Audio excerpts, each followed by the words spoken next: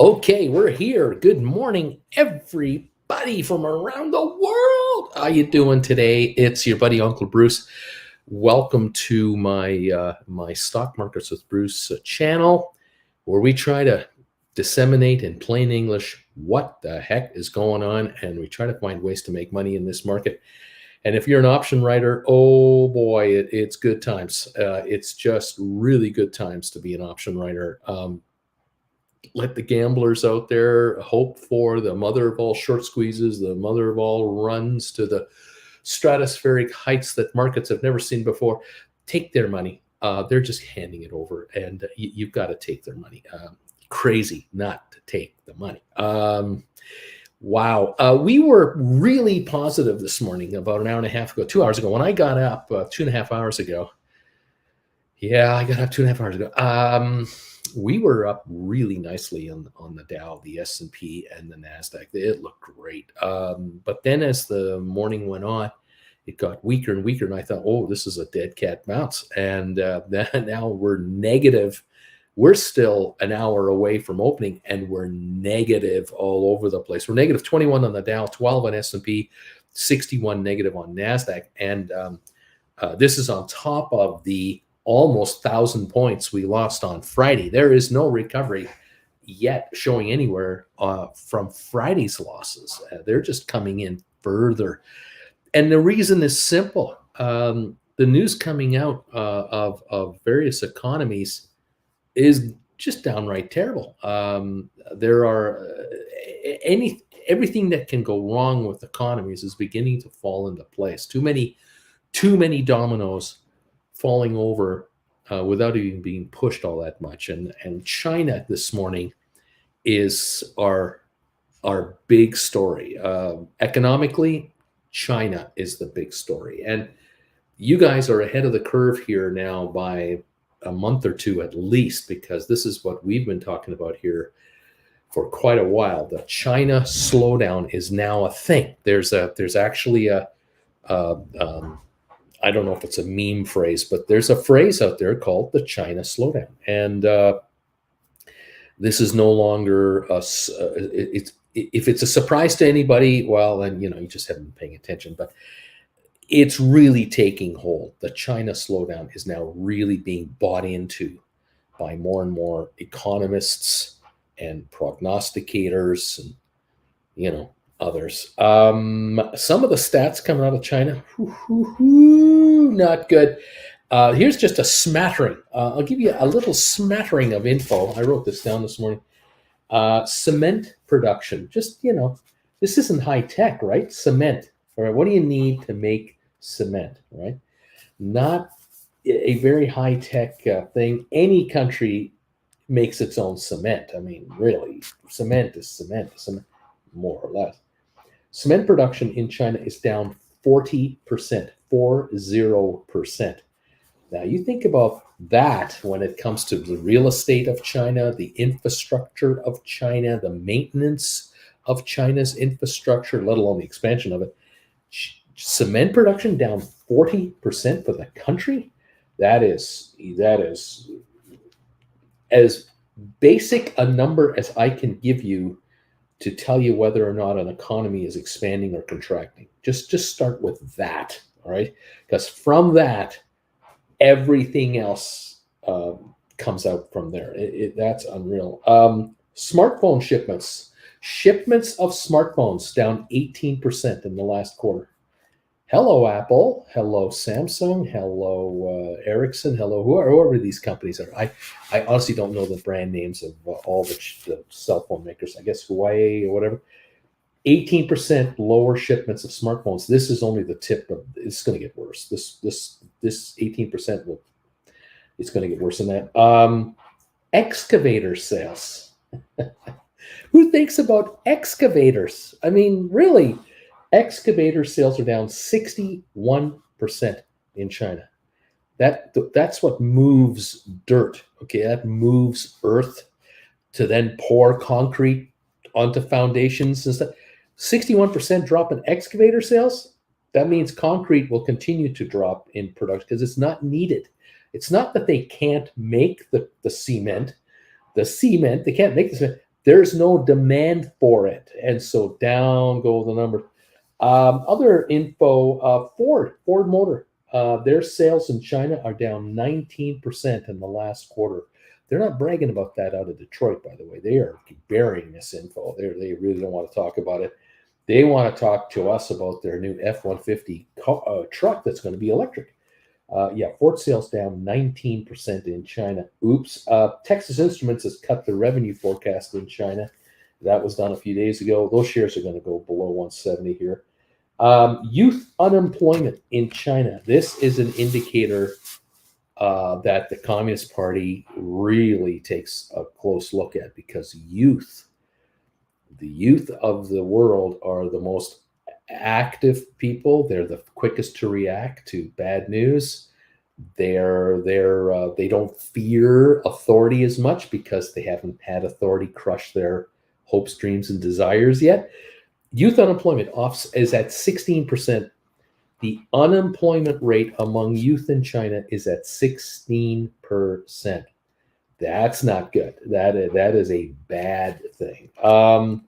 10 million college graduates will be looking for jobs shortly in China. This is May. School's out. School's almost done for another year. College grads coming out. 10 million college grads are coming out, and there are no jobs for them right now. Some have nailed jobs down already and that type of thing in certain sectors maybe, but the rest, there is no work waiting for them. And then here's a shocker. This one to me was an amazing number. I don't really think of this number when I think about China and its workforce and what have you. There are approximately 270 million workers in China that are known as migrant laborers.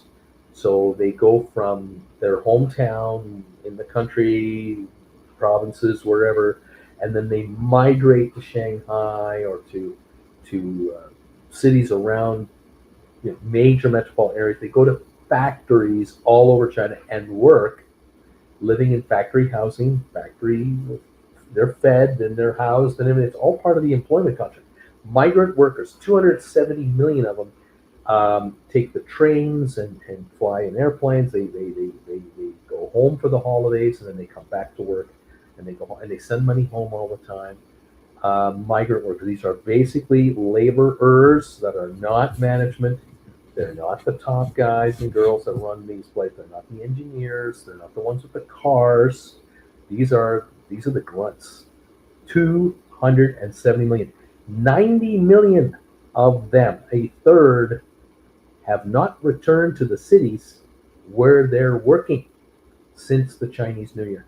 They have stayed home. And some of them are on lockdown. Many of them have been told, don't bother coming back right now. The factory that you're working at has been shut down because we're in a lockdown area. Like, we're in lockdown. You can't come here. Stay home. 90 million workers are not employed right now in that segment. And that means these folks are drawing unemployment from the Chinese government. They're trying to get support. If there is support, we're talking a problem here. We're talking about a shiny apple that you're looking at, and you hold it up. The Communist Party holds up this beautiful shiny apple that you can see and how pretty it is. But you cut that sucker down the middle and look at the two halves on the inside, and it's rotting in there. And it is bad. It is really bad. And now the realization of the world economy is, oh, shoot, this is this world's second largest economy. These guys aren't making cement. They don't need as much steel like rebar. They don't need rebar inside the cement because they're not making the cement. They're not going to need doors and windows for buildings and homes. They're not going to need wiring or electricians, laborers to work with all those materials. They're not going to need wood. They're not going to need as much steel. They're not going to need as much roofing. They're not going to. It just goes on and on and on, and it ripples through the entire economy. And when you do not make cement, what this means is that your domestic economy is getting the crap kicked out of it, because realistically, How many skyscrapers are made in China and shipped overseas? None. Those are made on the spot. You build a skyscraper where the building is going to be built. You don't import made skyscrapers. China is great at exporting an elevator system for a skyscraper, and they can export carpeting and flooring and drywall coverings and all that stuff. But if they themselves are not producing the cement, which is just a core ingredient of economic growth, that means they're not building skyscrapers as they were just a few months ago. All of a sudden, everything has come to a stop over there, which means all the domestic requirements of all the domestic workers are not needed. Hence, migrant workers who are construction workers going from city to city to work. These guys are they're not needed, and so the materials aren't needed. The labor for the materials is not needed, and it just expands outward into a full-blown shutdown. Then what you have is lack of need of goods into China from the outside world. In other words, if you want to export to China, they're not buying right now. They don't need your stuff to do whatever they're going to do with it because they're in a full-blown recession here. They're going into full-blown recession, and they're still doing the lockdowns all over the place. And now the worry is the Beijing area may be next. And on it goes. This is a chain reaction, and it's not a good one. It is a bad chain reaction. And so now the Europeans are worried about a recession that will linger for them because one of their biggest trading partners, China, is not buying goods from Europe. And the Europeans are finding they can't get goods from China that they need for their factories and completion of assembly of goods. There's another recessionary problem for Europe. So Europe has a problem not being able to sell to China, and what they can't get out of China is causing problems domestically in Europe and for their exports. And now it's over to the Americas. Now it's our turn because we in the US and Canada, we can't sell as much stuff to them as they used to buy. And they're not delivering what we need in the volume and timing that we needed here either. And so now our problem with Europe is growing as well, because it's not we have a problem with them, it's just that we're not trading as much with Europe. And now South America is kicked in. Now Africa gets kicked in. The rest of Asia gets kicked in. You're heading for a worldwide recession.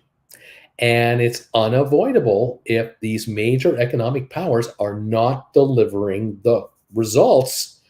You take Europe out, you take China out, you take the Americas out, that is 80% of the world's economy. How can we not have a worldwide recession? How do you tell me how we avoid it? Interest rates that are going higher, inflation at least 7-8%, and I think it's going to go higher. We have central bankers, especially in the USA, who are eager to raise interest rates to quell inflation. Well, I can tell you, these guys don't have to raise rates one iota if they want to do that. It's doing it itself.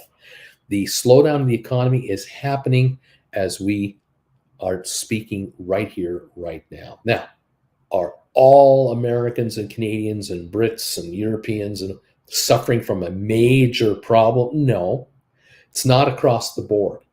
It is going to spread. It's going to get worse. But who does it affect first? Those who are at the bottom. Absolutely. Those who are on the economic scale, at the bottom of the scale, they get hurt the most. What have governments been doing about that? Or what can they do about it to minimize the pain and perhaps reduce the depths of a recession? You spend more money on housing assistance, on employment. In the US, you have food stamp programs, you have others. Problem in the United States is there ain't going to be nothing coming out of Washington in the next few months. The United States government is about to go into its own shutdown because something called the midterm elections are coming up, and you got kooks and crazies running for office, along with those who are trying to get things done. And the media is just loving the wackiness of the U.S. Elected representatives and prospective new candidates coming to town, there isn't going to be a thing done in Washington. And I can guarantee you with absolute certainty that every economist out there already knows this information. And I'm about to share it with all of you in case you haven't heard the word. But if the Democrats lose control of either the House of Representatives or the Senate or both, nothing will get done for the next 2 years with Biden in the White House until the presidential election. And even after that, there is no certainty of anything getting done, because if it's a split decision between Democrats and Republicans after the presidential election, nothing else gets done, because the animosity on both sides, there's no cooperation. There's no negotiation between one and the other. At the moment, by the razor thinnest of margins, the Democrats have control of the House, the Senate, the White House. But even with that, look how little has gone through the government in the last 2 years. It's very difficult to pass a deal, because when you have Democrats squabbling with Democrats, you're not getting anything done. But as soon as a Republican House or Senate flips, if that happens this midterm, which it likely will, all you're going to get are investigative committees set up by the Republicans to investigate Hunter Biden and his shoe tying techniques. You're going to get Hillary Rodham Clinton investigations. You're going to get President Obama investigations. You're going to get Joe Biden investigations. You're going to get investigations on investigations and on investigations.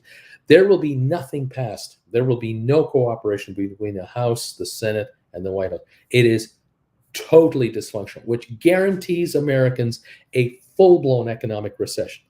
Guaranteed. And both sides will blame the other.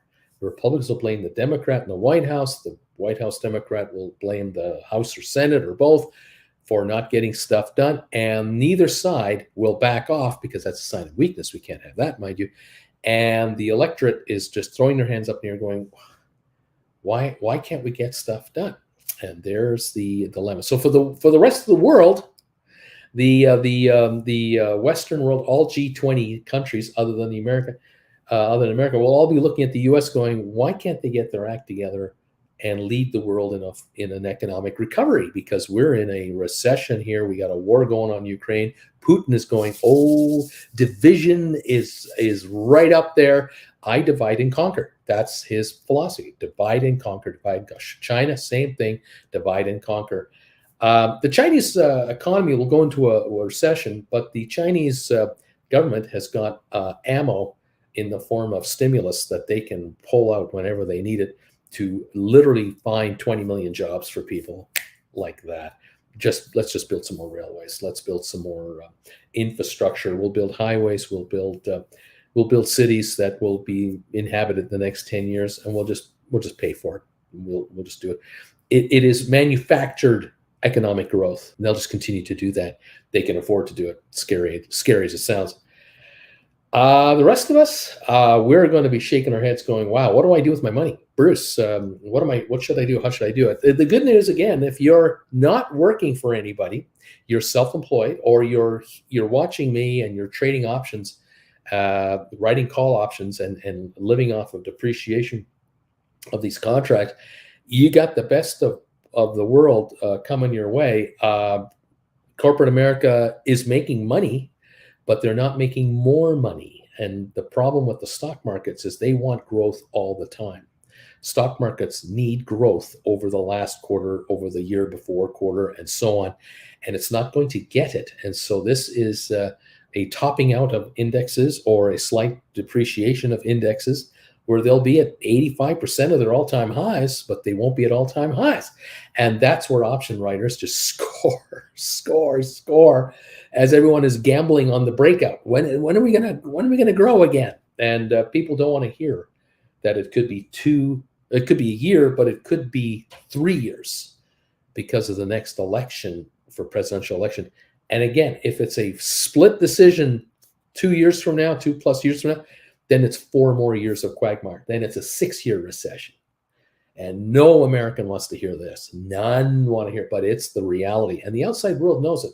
The outside world is ahead of you guys. if those of you watching from America, the Europeans know it, the Asians know it, the South Americans, Canadians, we all know it.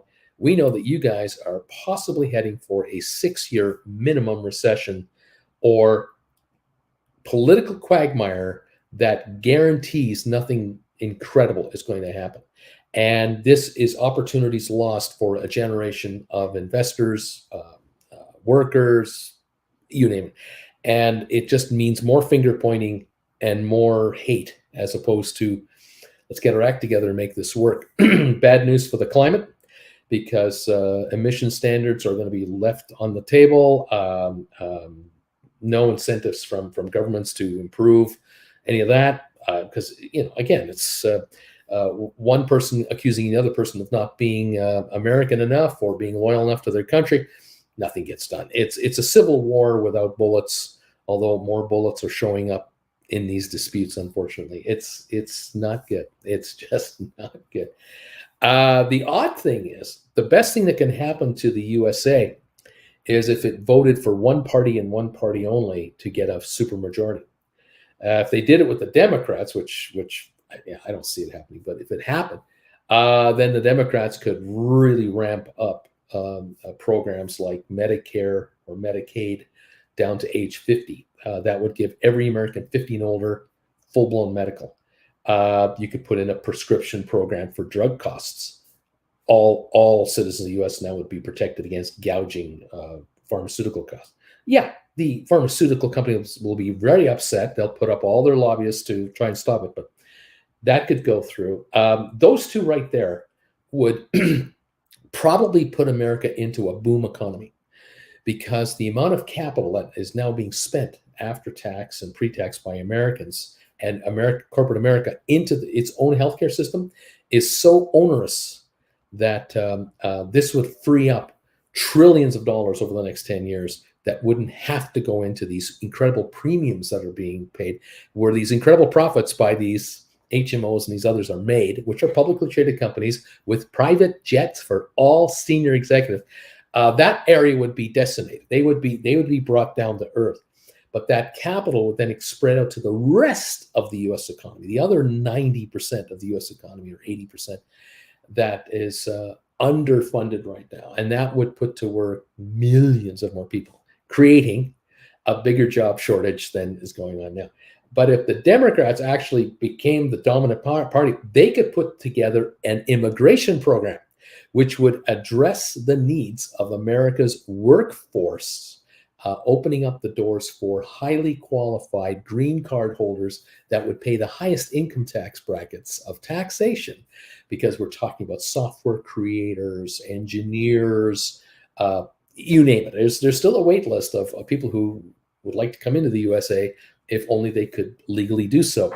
This would be a huge boon to the economy because they are the ones who buy houses, they buy the cars, they put the kids through school and baseball and dance classes and piano recitals and all that stuff. But this is a 10-year, 15-year program that no politician right now is talking the next 15 years of policy. They're talking next 15 weeks of policy. There'll be other massive stimuluses to the economy that could go through, but it would take, again, a supermajority. If it were to go Republican, the next 2 years is a wipeout. There'll be nothing accomplished, nothing but committees and hearings. And then if the White House is secured by a Republican, it depends which one. If it's a Jesus freak that takes over the presidency, like the Supreme Court, then you've got evangelists and you've got all the religious right, or just with their priorities going through, with the majority of the country going, who are these people and why are they doing all this?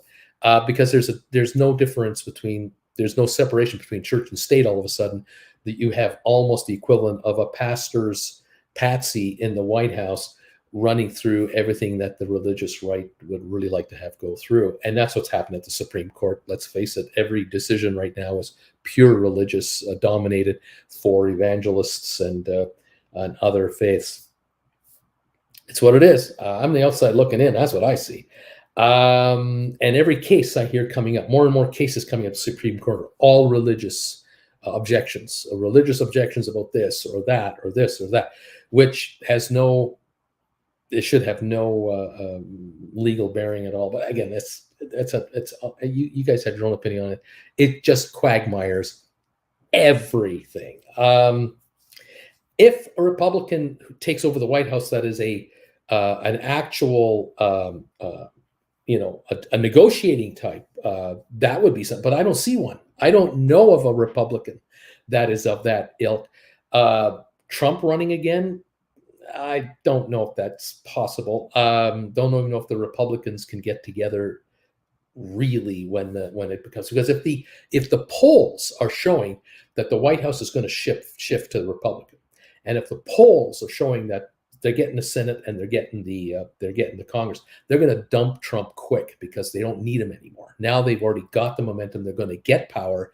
Now it's a free for all as to who has the ability to get the power, and there could be a major fracturing there. Now, the best hope for the Democrats would be that you have 2 or 3 front runners for the Republican nomination for president, Trump being one, and 2 others perhaps. And then the Republicans battle it out, and they don't pick Trump, and they pick somebody else. But Trump is so upset he runs as an independent. Now you're going to fracture the right, the vote from the right. The Democrats could come waltzing right down the middle, just like Bill Clinton did in 1991 or so, when he beat George W. Bush because of the splinter campaign that was brought out by the Texan, I forget his name at the moment, the billionaire who, you know what I mean? You know what I mean? That little guy. He split the Republican vote. 19% of it went over to that independent, blew George W. Bush, the father, out of the water. Clinton walked through the door with a 48% vote of the public and became president. That could happen again. That could happen again, but it won't happen in the Senate and it won't happen in the House. Problem? Quagmire. And so it continues. Ross Perot, thank you for firmness. I appreciate that. Ross Perot, who guaranteed the presidency of Bill Clinton, the first term. The second term, Bill Clinton won it on his own. And that was a miracle, a turnaround, because in the second year of his presidency, he was in trouble, even the third year. But then the turnaround happened after the midterms. When the Republicans won the midterms in the Clinton first term, he lost the Senate and the House, I think, and those guys blew it with Newt Gingrich and his guys. They imploded on themselves because they were so full of lusting for power that they were fighting themselves, and they didn't put a united front against the Democrats. And Clinton came roaring back and won a second term handily. And his approval ratings were surging right to the end of his term, because by the time the second term kicked in, all the tax rises that had happened under George Bush's presidency had filtered into the U.S. economy, and the government of the United States was running a surplus under Bill Clinton, a socialist Democrat. They were running a surplus for the next 4 years, and the United States Treasury started paying off hundreds of billions of dollars in debt back to the bondholders, which was unthinkable from a federal level. But I don't see an unfractured future for America at this point. So I can tell you by this November, folks, after the November elections this year, I see nothing but total disarray, total finger pointing, committees investigating, the Republican committees in the House or the Senate or both, investigating everything Democratic, no matter what it is, and there'll be nothing done. And that means we go into a recession with possibly still high interest rates, higher unemployment, possibly, and it's not good. So that's what I see. I'd love to be proven wrong. I really would. I do not see the U.S. Fed going back to a zero interest rate policy. I don't see them heading that direction, because their thinking is, by raising rates, we can kill inflation. And by killing inflation, we're helping the U.S. economy. Yeah, maybe you are, but you're crushing the rest of the planet, which means you're crushing yourselves, because for whatever reason, many economists just do not put together the cause and effect kind of factor. If we do this, the rest of the world will do that. If we have interest rates here, the rest of the world will have interest rates here. How can they possibly afford to buy our goods? How can they possibly afford to want to become democratic like us if we can't run our own democracy rather well? I mean, it's a show and tell game, and it's just a big fat mess. And so, call me Mr. Happy, but that's what I see going on. We'll see where we end up. Right now, like I say, we're about half an hour away from opening. We're down 21 on the Dow. We're down 12 on the S&P. We're down 61 on NASDAQ. Let me see if I can update my machine. Yeah, 34 on the Dow, negative 14 on S&P, and 66 NASDAQ. Oil is up $3.73 to $100.96 a barrel. We've got more just more negative on certain stocks. Absolutely. Apple is off right now, 82 more cents to 156.83. And it just doesn't look good. It does not look good at the moment. I am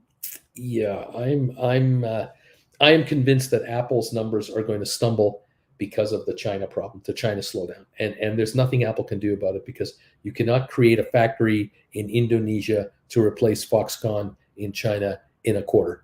That's a 2-year build out. That is a long-term, targeted move. And is Apple going to open up a factory in the Philippines, where the presidential candidates and the existing president is perceived to be a madman? That ain't gonna happen. Indonesia, the world's largest Muslim country, is that going to be where Apple's going to build their future iPhones? I don't think so.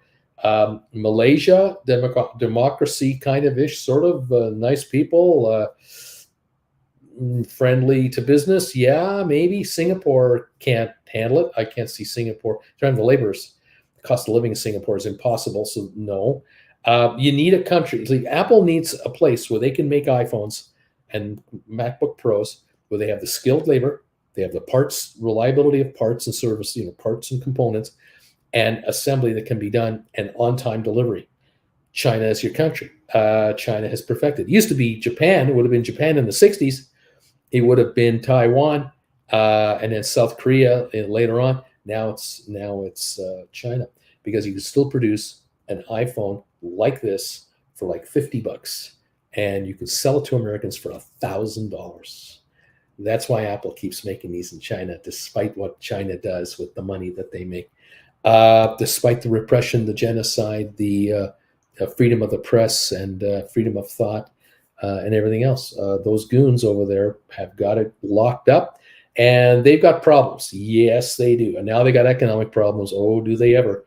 But is Apple walking away from these guys? Doesn't look like it to me. Apple's the world's biggest capitalized company in the world, is one of the biggest backers of the Communist Party in China by being there.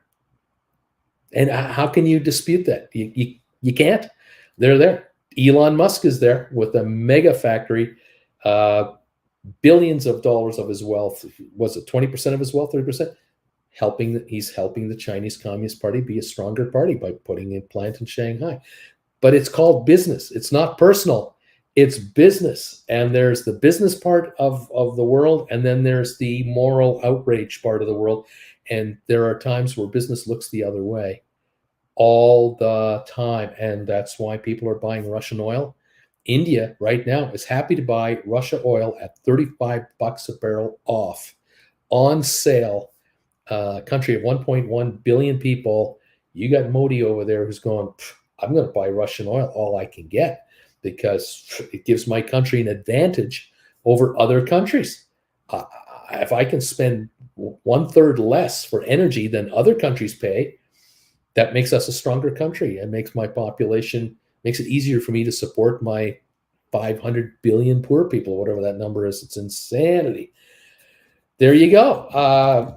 Nothing personal. It's just business, There you have it. Anyway, welcome to the show. Welcome to the party, pal. Nice to have you here.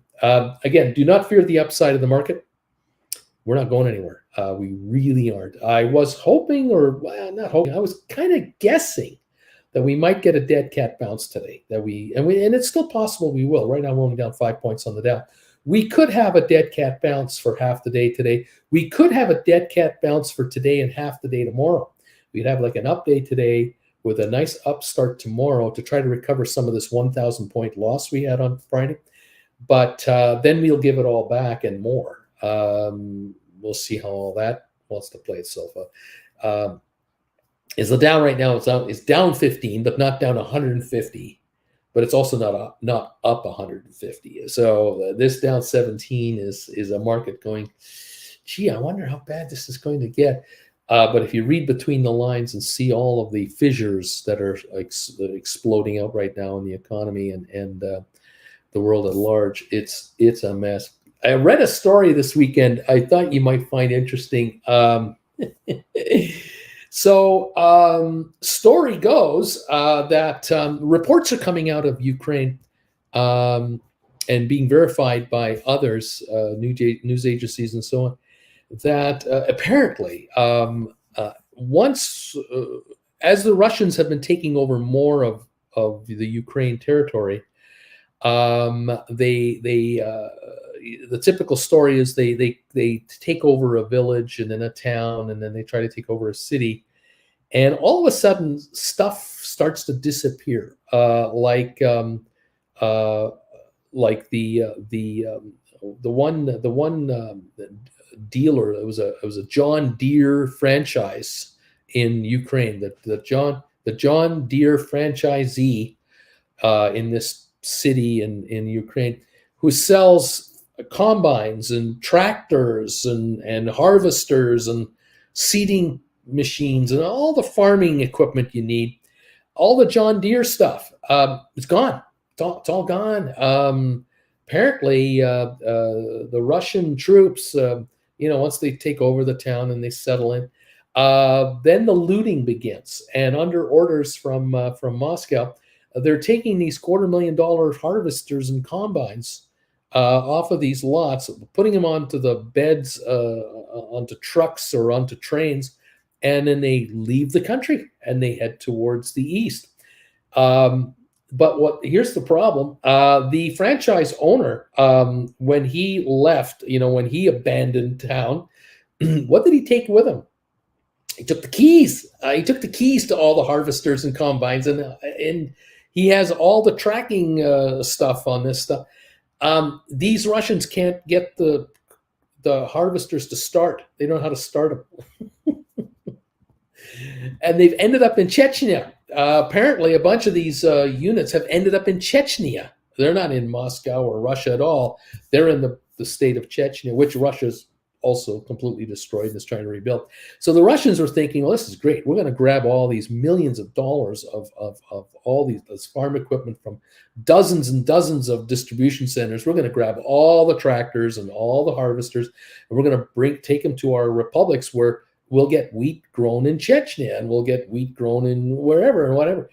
But they can't start them because the owner of the franchises, they all have their starters and they can track where they've gone to. And this is why they know, we know where they are. They have global positioning computers on board because of the satellite technology that these harvesters are linked for their fields to properly go down the line to harvest all the grain. The unit drives itself. It's a self-awareness of where it is through GPS technology. Well, they've just rigged up their harvesters. Tell me where you are, and harvester number so and so is in a field in Chechnya, and went over there, and it's just sitting there because nobody can start it. And there's so and so tractor that has all these sophisticated systems on board. It can't be started either. It's sitting in someone's garage and wherever. The other thing that's happening, unfortunately, and this is the sad part, is that these grain silos that all the grain comes to, all the wheat and barley and oats and everything that Ukraine grows, they go to these silos just like they have in the United States and Canada. And then the rail cars come and they get loaded up, and then they train the grain, basically, or they truck it, one or the other, to export ports to put on the ships through the Black Sea, and then to the Mediterranean, and then this wheat goes to Egypt, Tunisia, Libya, Algeria, Israel, Jordan. There's buyers for Ukrainian food everywhere. Well, that's all been destroyed. That's all been shut down. But the grain is disappearing. All these grain storage facilities, farmers' silos, they've all been emptied out, and the grain has left the country. Yeah, it's headed for Russia. The grain is going to Russia, going to Chechnya, going to other states that the Russians are friends with, and they're selling it on the black market for money to fund the war. Hello, it's called war reparations. And so the Russians are stealing Ukrainians' wealth and taking it east. So the further they move west, the more they get their hands on assets that they're stripping the country of. They are literally turning Ukraine into a third world territory of Russia as they completely strip out anything of value and steal it and take it away. So little story like that came out this weekend, apart from all the raping and pillaging and genocide stories and everything else. They're absolutely stealing the country blind every chance they get, and it is and of course it's all fake news. Hey, don't forget, any of us talk about that we're all making this up. Of course, those combines were stolen by the Americans to be taken back to the United States because Kansas farmers need John Deere tractors from Ukraine for themselves. That's the real story. No Russian would ever steal anything like this. Take it to Chechnya. What are you talking about? What are you, crazy? Oh, are we having fun? Are we having fun? Are we having fun? Thank you, those of you who are here and throwing thumbs ups our way. H. Gregory, Scott, number 10, 110, 111. Thank you guys for these thumbs ups. Appreciate you. Artifacts. Yes, museums are being stripped of very valuable paintings and porcelain figures and everything. Just disappeared. It ends up somehow in Christie's auction or wherever. It's amazing. The black market for artwork and antiquities booming. In certain areas, I am sure. What can I say? Yeah, here we go. It's not just the keys, Bruce. The equipment can be remotely locked, which is what they did. Apparently, the other word on the farming equipment, this sophisticated stuff, is that the Russians are now trying to help the Chechnyans out by bringing hackers in. They're trying to find a way to hack the equipment. But another analyst said, well, what they'll end up doing is they won't be able to really make it function. So what they'll do is they'll strip the parts off of these units. They'll just sell them as secondhand parts. Because again, when you pay nothing to get it, and you spend a couple of grand to dismantle it, you can bring in hundreds of thousands of dollars in parts to sell it as parts for others that have working whatever. But you need a windshield? Oh, I got a new windshield for you. $300 instead of $1,000. Here's a windshield. Oh, you need a new steering wheel for your combine? Got a brand new steering wheel for you. You need some tires? You need tires for that? Oh, we got brand new tires. Wheel assemblies, brakes, hydraulic lines. We got it all. They're just stripping it apart, and you bet that's what they're going to do. Good morning, Cindy. Wooly, good morning to you and to Cindy, everyone who's here. Thank you all for joining me this morning. Another day in paradise. What can I say? What else is going on here? Oh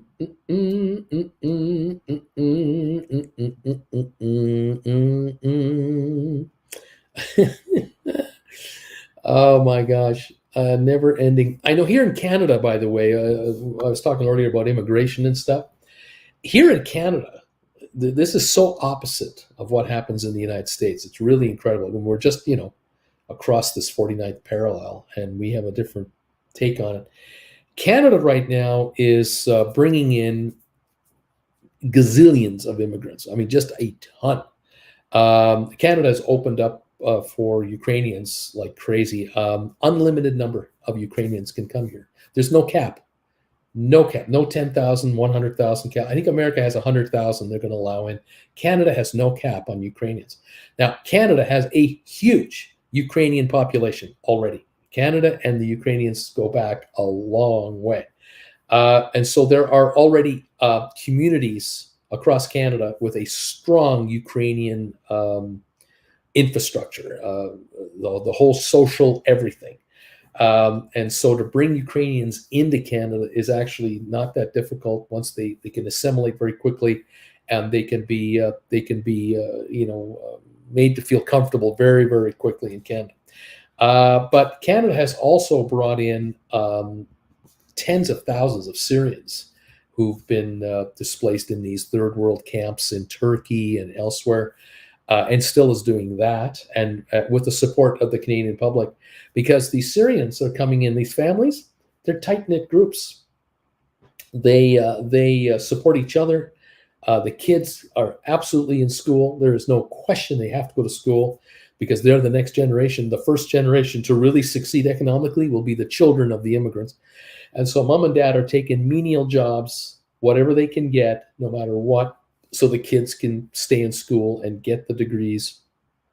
And as they start working, guess what they do? They look after mom and dad. And when they have kids, guess who looks after the kids? Grandma and grandpa. That's the whole family unit right there. The family unit that in Canada and the United States is disintegrating is extremely strong overseas, depending on what culture you're talking about. The Latino population that's coming into this country, very strong family values, very strong family units. When you can provide employment for mom, dad, or a dad and the kids part-time, eventually full-time, the family unit stays together very, very cohesively and grows out from there, not needing a lot of government support. This is what we find up here.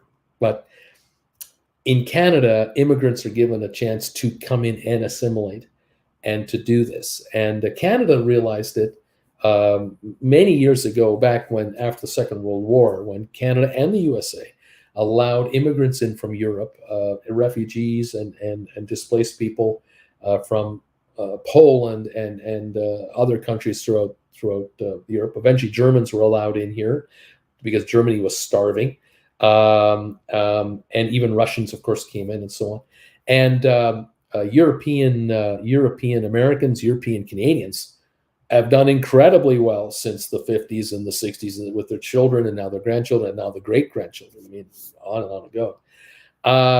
And so Canada realized, we haven't forgotten that. And Canada remembers in the 70s, and again, many of you might not have been born when this happened, but when I started college in 74, the Vietnam War was almost over because Saigon fell to the communists. Well, the boat people, all of the millions of South Vietnamese that desperately tried to get out of South Vietnam in the last year of the war, when they realized their country was going to fail, many of them ended up in Canada, the US, and across Europe. And boat people, Canada found that if you brought in a husband and a wife and one or two of their kids, so you bring in their entire family union, they would assimilate with other Vietnamese quickly and form, very strong community bonds. And they would help each other out, learn English, learn trades, get the kids through school and college, raise money for this kid's college program, whatever it took to get the community to lift. Vietnamese started opening up businesses all over the place. It was unbelievable how many Vietnamese restaurants opened up, and dry cleaners and all the services that the Europeans used to offer were no longer being run by the Europeans. Why? Because the children of the Europeans from the 50s had degrees in accounting, IT, lawyers, doctors. These kids were no longer going to be running mom and dad's convenience store, but the Vietnamese took over the corner convenience store, and they took over the dry cleaning spots and the shoe repair guy and all that. This is the next wave. Well, now they're disappearing. These businesses are disappearing bit by bit because the original immigrants that came in, the original immigrants who came in their 20s and 30s, are now in their 60s and 70s. They're not working anymore. The kids of these people, they're not taking over mom and dad's corner store business. They're in the IT business. They're doing rather nicely. And so now Canada is bringing in the next wave of entrepreneurs as Canada figures out we got to replace these people because they're moving up the economic ladder, and they're paying taxes, serious taxes. These kids who are making 80 grand, 120 grand a year, working at banks and accounting firms and oil and gas companies, These kids are paying a lot of money in tax. We've got to find the next corner store operator. We got to find the next franchisee for a 7-Eleven. We got to find the next franchisee for the donut shop, what have you. Well, that's where you bring in the next group of refugees, and that's how this game works. Moving up the chain is what we're all wanting to do. Kind of like the American way. We all want to be better off than the generation before. The new generations coming in are prepared to pay the price for 30 years to make it work for their family and their offspring. And that's the name of the game.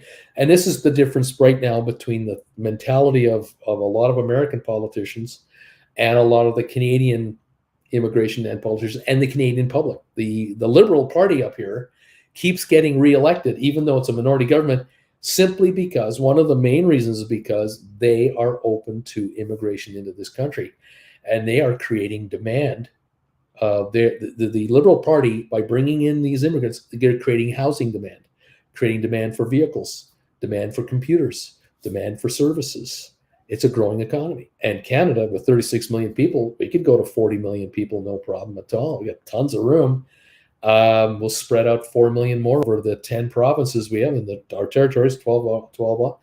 Not a problem. Coast to coast. There are some in Canada who are completely opposed to this, of course. But a vast majority are going, no, this works. This works because Canada is aging. Bruce is 66, and he's a baby boomer. He's one of the last of the young baby boomers, and this isn't young anymore. Behind him is the next generation who are now in their 50s, soon to be in their 60s. We're aging out. And Bruce can't hold three jobs, one full-time and two part-time jobs. He can't do that. It's a miracle he's doing what he's doing. Others like him can't even walk around the house without a walker or a cane anymore.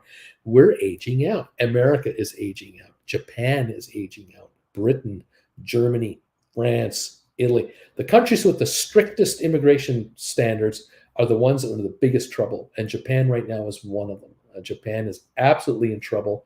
They are artificially trying to move their economy higher by letting their yen fall against the dollar by not raising interest rates. But the reality is the Japanese children, there aren't enough of them because the parents of the Japanese youth didn't have enough kids in the 70s and the 80s and the 90s. A lot of Japanese families limited themselves to one child, maybe two. China reversed their one-child policy 10 years ago. They had that in there for 20 plus years. You're only allowed to have one child in China. Now they're paying the price in the next 10 years because in China, the wave of 30-somethings and 40-somethings, there's a real distinct lack of certain age groups in China, and it's going to cost them for a while. And China is not a huge immigration country. No, they're trying to purify their race rather than open it up. It's going to cost them dearly, and that's why they've really removed the one-child policy. Stuff you may not want to hear about, but reality is what it is. Now, countries like India are drowning in people. Pakistan, drowning in people. Ethiopia, drowning. Bangladesh, drowning. Got too many employees, too many workers, not enough jobs. So what happens? Look at the Philippines. Labor, how much do you want? So what do these countries do? They export people. They literally export people as a specialty.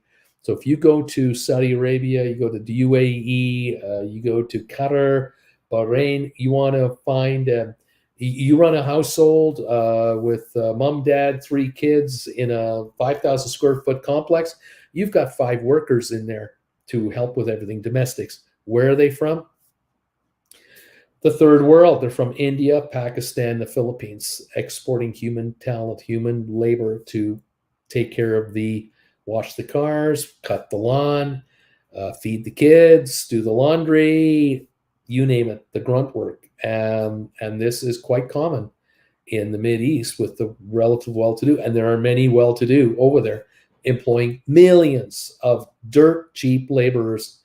That is impossible to do in Canada. There was a time up until 5-10 years ago that middle-class Canadian families could afford what we called an au pair or a nanny from the Philippines, where you would sponsor someone into the country, and they would live in your house, and you would provide them with room and board and a salary for a 1-year, 2-year contract. And some families would have one person in, and after the year they would let them go back, and they would bring another one in until they found the right person. And in other families, they had the right person, and they would renew their contract every year, because on both sides, both were very happy with the arrangement. The Filipino would be sending money home every month back to the mom and dad, and then once a year they get a month off. They'd fly home for a month, and then they'd come back for an 11-year stint yet again. And this would go on year after year. But this ended dramatically with COVID.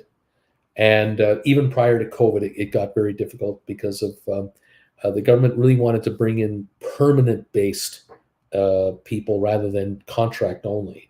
And so that's shifted a lot. But in other parts of the world, it continues on. The very well-to-do have got an army of people working for them at pennies on the dollar that they would pay anyone else. And no American or Canadian will be caught dead doing this job.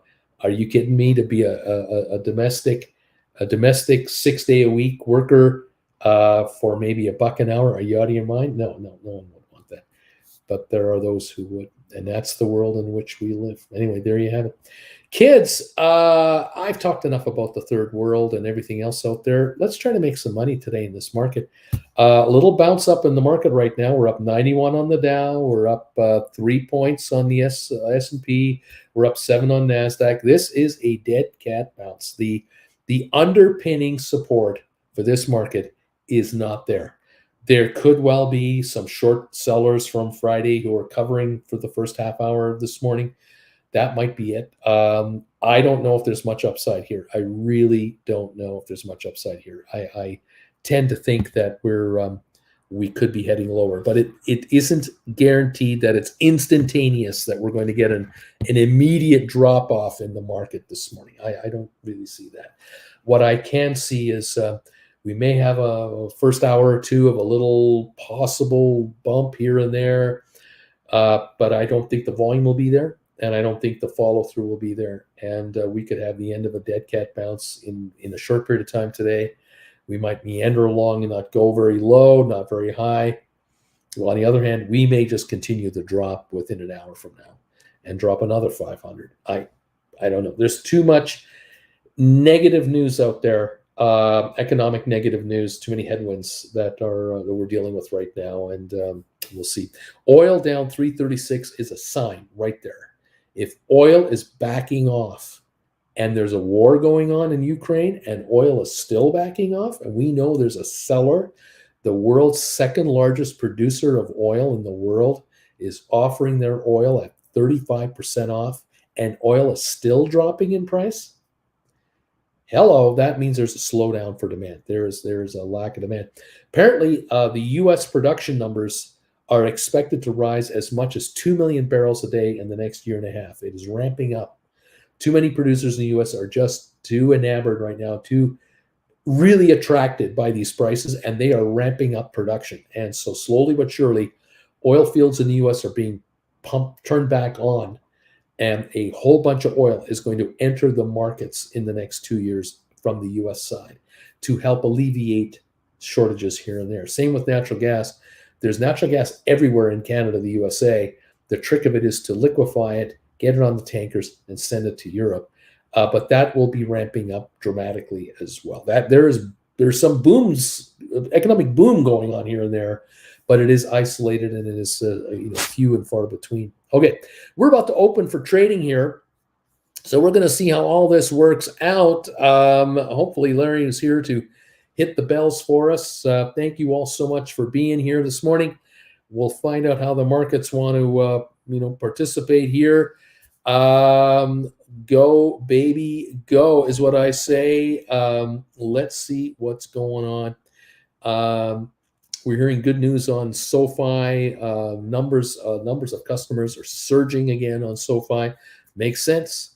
Completely remote banking. You don't need to be in a bank branch at all. Talk about safely being able to do what you need to do. And convenient and mobile, absolutely works for me. We're just about to start it off here. Larry has made it official. The bells are ringing. So, Larry, thanks, buddy, for that. As always, we're ready to roll Here we go, baby. We're up and running. Thanks, Larry from Alberto. DQ is here. Slayer TV is here. Not Your Daddy's Doobie is here. Everyone is here. Welcome all of you today to the show. Nice to have you here this morning. Okay, let's see now. I've got the Dow up 96 to start. ATIP up 7 cents at 168 right now. I got Twitter down. What's it? Down 41. I'm not sure if that's even accurate yet. SoFi down a penny. Got the Dow up 96. I've got S&P. Let's see, is this accurate? Let me just double check. Not sure about S&P showing negative something here, negative 100. I don't know if that's accurate. We're down a point on NASDAQ. Wait for a moment or two for everything to sort of settle in. ATIP 167 right now, down a penny. The Dow up 83. Twitter up 20, down 23. Rocket Lab down 6. SoFi down a penny. GameStop off 50 cents. Carvana down 57 cents. AMC down 11. Matterport down 5. Cyxtera down 13. And 23andMe down a penny. Spire at 168.5. Up 2.5 cents. Hycroft Mining 134 now, $2 off of its high from a month ago. Smart Rent unchanged. Pfizer down $1. HPQ Hewlett Packard up 14 cents. Robinhood 968 down 12. Bannock up 53 cents. Home Depot up 293. Texas Instruments 171.11, no 171.07 up 82. IBM up 91. Microsoft up 48 cents. Apple down 21. Goldman up 66 cents to 306. Cisco up 51 cents to 49.49. Facebook up 184. Amazon down 44. Tesla down 13. Google down 15. So early, nothing great happening anywhere in a big way yet. We'll see how this market wants to participate. The Dow showing an 80-point gain at the moment. And we're waiting on, I don't believe, it says on my computer that S&P is off 100 points. That's not true. NASDAQ is off 9.8. So here we go. S&P's up 3.3 now. Here we go. That was still Friday's close. So here we are. We're up 82 on the Dow, up 3 on S&P, down 7 on NASDAQ. Mixed opening to start the day. Okay. Welcome all of you to the channel. Great to see you all here today. Hopefully you'll make a bunch of money today being able to write contracts and haul in option premiums that are just going to be handed to you here this week. I do not see a phenomenal start to the markets and a follow through of great upside of any significance. Too much yuck going on, I guess is the way to say it. Just too much yuck happening out there. And China is absolutely in the middle of it. But there's also issues elsewhere. There you have it. Okay. We're still ahead on the markets, but not by as much. We're up 68 now on the Dow. Make that 26 only. 26-point gain only on the Dow. We're down a point now on S&P almost, or a third of a point. We're down 3, or up 3 on NASDAQ. We're really not getting consistent quotes here. We're getting a lot of glitchiness going on. Negative on Twitter, Rocket Lab, SoFi, GameStop, and ATIP all off fractionally at the moment as we get ready to go here. GameStop right now down 266 to 122.41 as we are going to probably test the low trades of the last few days again. We were in the low 121s on the 28th of April just last week, so that might well be hit and broken. Wouldn't surprise me if we did. Let's take a look back here. Yeah, the games. Yeah, obviously, March 14th we were at $78 a share. Obviously, I'm looking here on March 22nd. We were at 123 on the way up. Right now we're at 122.91 on the way down. So we've come back now to March 22nd levels. March 21st we were around the $94 mark. So that's the next support level for this market as it backs off under 120. And the question is, how low will the stock actually go if it does back off? Because it has been a drop from the 200s, the low 200s, ever since really the very end of March to now already. It's been a lousy month as it's backed off. I will say that GameStop has not plummeted badly. It's just slipped and slipped and slipped and slipped and slipped. And now we're at 122.35. There you have it. 149 thumbs ups, everybody. Appreciate that. Thank you. Keep those coming in if you can. Thank you very much by hitting the thumbs up button. SoFi right now, 607, down a nickel. Low of the day, 601.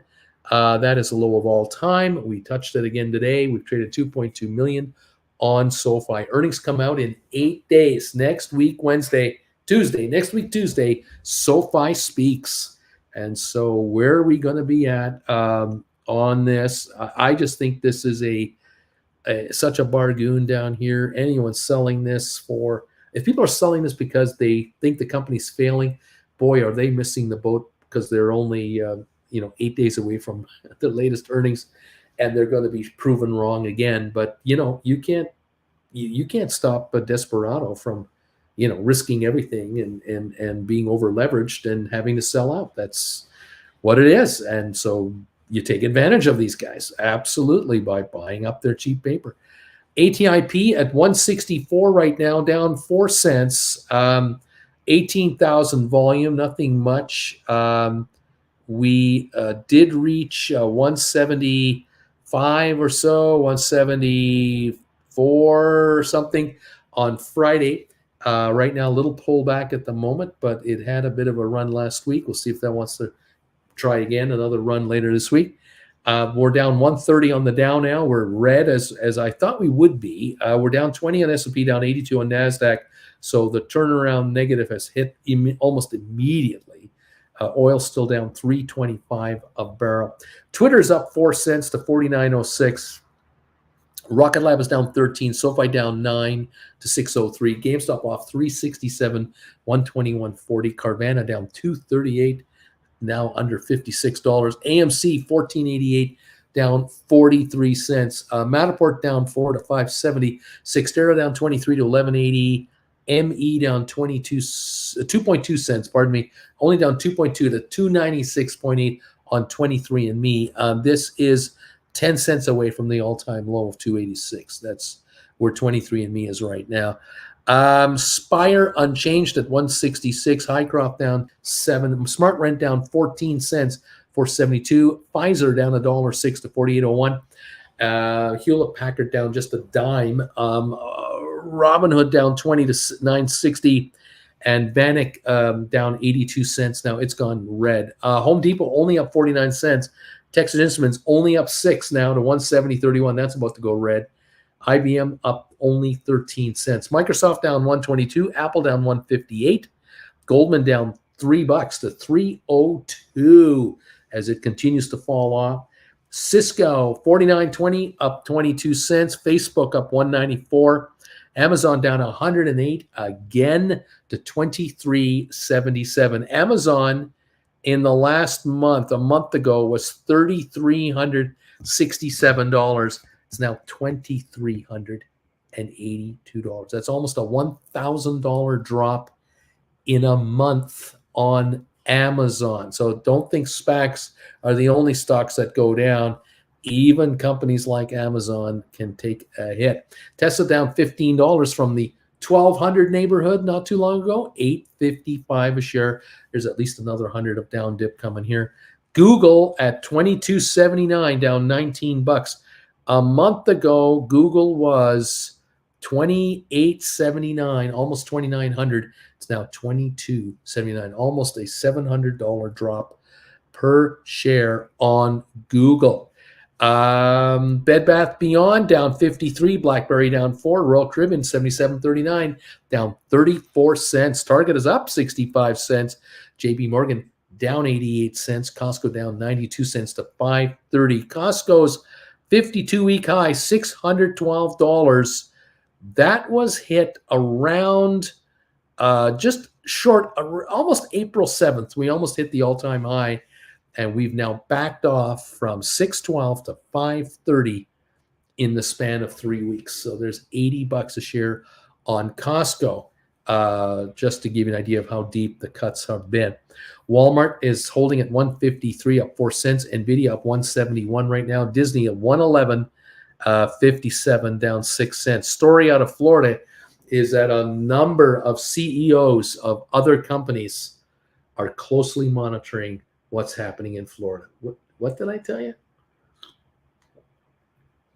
I mentioned this last week, 2 weeks ago, when DeSantis and his Florida idiots at the state legislature went after Disney because Disney made a comment on the Don't Say Gay law, whatever this was. When you have religious zealots like DeSantis going after the religious right, you've got every other CEO in the country going, whoa, I'm not interested in going to a state that's run by a church. I'm not going to go and try to appease the evangelistic take on the worldview. No. I have customers all over America, worldwide, that may not necessarily share this kind of intense, whatever this religious stuff is. And there's a governor over there who is kowtowing to these people. No. I'm not. I will wait on Florida for it to get its act back together. Can it be saved? No idea. But Floridians have gone to the right, and now they are going to pay. They are going to pay. Texas is already paying the price for its complete right shift. The amount of business that is not going to Texas is now piling up to offset the amount of business that had gone to Texas. Because again, there are the right-leaning business people who will go to where it's greatest for them. But there's the silent majority of America and international that doesn't share that kind of wild right-wing extremist views. And they go to moderate places. They first, they don't move at all. They don't speak. They don't even twitch. They try not to be noticed.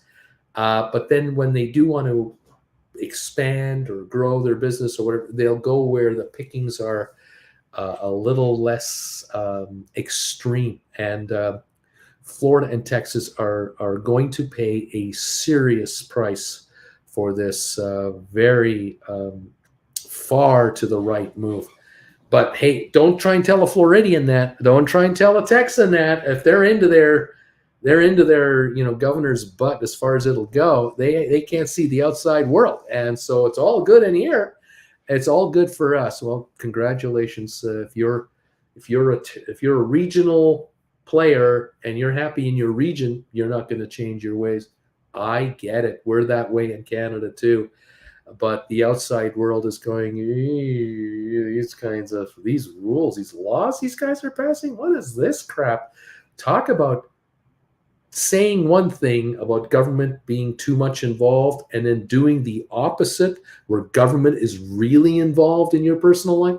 This is beyond what anyone had ever thought would go. But that's what happens when you leave it unchecked. It just festers. And it just goes crazy, and it's only going to get more kooky. So what can I say? It makes for fun viewing on late night television, I'll tell you that. Comedians are having fun. We're back up again on the Dow. We're up 37 points on the Dow. You try to tell me where this market is going today. It is yo-yoing like crazy here. Up, down, up, down. We were as low as 32,792. We're now 32,995. We've just popped up 200 points in 10 minutes. We popped down over 200 points in 10 minutes. First to now go up again. We're down 2 on the day now. I mean, this Dow Jones, it doesn't know what to do. It is being dominated by some who are convinced there's a bargain here, and the others who are going, you ain't seen nothing yet, buddy. The downside is yet to come. And I have to go with the downside. I am not optimistic that we're going higher here. Not with the interest rate environment that's about to hit us this week. Inflation numbers that will not stop. the uncertainty of supply chains, the China shutdown, there's no way this Dow Jones can hit new highs or go higher. It'll meander around here a bit, possibly, but then it will go lower because the earnings from the Dow 30 will be unpredictable. They're not even trying to predict to you what they're doing. I mean, no 30 Dow Jones of 30, no S&P 500 company wants to talk to you about what they think they're going to do this quarter because they don't know.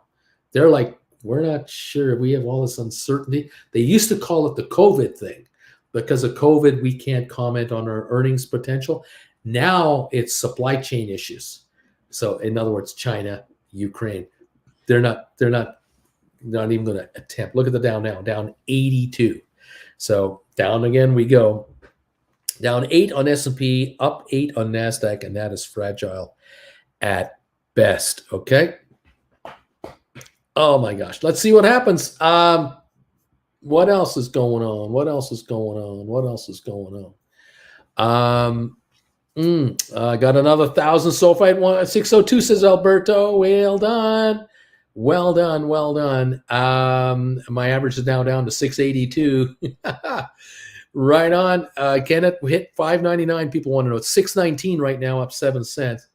And let's see. Uncle Bruce, Texas puts bounties on women now for abortions, yet businesses still work there and are headquartered there. I don't think Florida will bother enough corporations. Not as much money can be made. Charlie, Florida's a lot better financial status than California. People that hold the same values as you have preached for the past week. Well, again, it's all okay. If you're a regionalist, fine. If you're happy where you are and you in your neighborhood, it's all good for you. Congratulations, enjoy. But the outside world has its opinions, and there are opportunities being lost in various states for various reasons. Now, there are businesses that won't go to California for California's problems. There are businesses that won't go to South Carolina for their problems. There are businesses that won't go to New York. This is never going to change. I mean, there's always going to be that. But the outside view looking in, there may well be billions won by Florida because of what DeSantis is doing, but there are probably trillions being lost that will never make it there. And so when you ain't got it, you haven't lost it, is the thinking. Like, you ain't got nothing, you can't lose nothing. So there's that mentality too. And that's what I see from the outside. I just see trillions of dollars of opportunities not going to Texas, not going to Florida, not going where the right has really gone crazy. Like you say, when you put bounties on women, what female entrepreneur is going there? Are you kidding me? I can see a certain kind of female entrepreneur, only a certain kind. The rest aren't going. There are a lot of Americans that hold their faith very precious to them. Yeah, that's why they're right, because it matters more than money. That's right. And the separation between church and state in some people's minds is not negotiable. They don't want a separation between church and state. They want a merger of church and state. Well, that's what Iran is. Iran is a merger of church and state, and you've got the equivalent of priests running the government and the secret police and the military and the justice system and the jailers and all the repression and all thoughts. This is one unit, and America has its unique American way. Canada has its unique Canadian way, and all other countries have their unique whatever way. Depending on where you are, religion is a big deal. In other countries, it's not such a big deal. However you want to interpret it, it's up to you. That's all I can say. I don't know. What else? Let's go. There you go. Everyone has a review. I refuse to be insulted because he holds a liberal view. There you go. California added 14.8% of the U.S. total GDP in 2021. Florida accounted for 5%. Let's go. Yeah, I don't want governments forcing knives on my child's throat. That's the parent's job. Bill was as if DeSantis actually believes in the teachings of Christ. Yeah, right. What does he go to church every Sunday? Is he really doing that? Did Trump go to church every Sunday? He was kowtowing to the religious right. I don't remember Trump going to church very often. I think he was golfing on Sundays more than going to church on Sundays. I'm just kind of wondering. Yep, a lot of Texans know and hate this. We're gerrymandered to hell down here. Let's see. Yeah. What else going on, folks? Let's talk about the markets if we can, if that's even possible, because again, when you mix one with the other, it's difficult. It's just difficult. Credit savage. California is just better than Florida. We have to see is the type of people that move to the states and the GDP. Look at the total population and the amount of welfare the states receive per capita. I don't want the government involved in my faith, and I don't want my faith running the government. However, I don't want the government teaching their values to conflict with my faith. Well, there you go. Well, what can I say? What else? SoFi touches 6. I'm going to scoop another 1,000. Let's go, baby. Bring it to me. Yeah, go SoFi, go. Let's go. Trump watches Fox and drinks Diet Coke on Sundays. Yeah. Yep. There you go. Anyway, you know what the best, in my opinion, the best politician is? The one you don't hear about. That's the best politician for me. The one that just is not a headline seeker for sensationalism, to rile anybody up, to put anybody down. I just kind of like someone who's neutral and just do the job you've been elected to do. You know what your job is as a government official?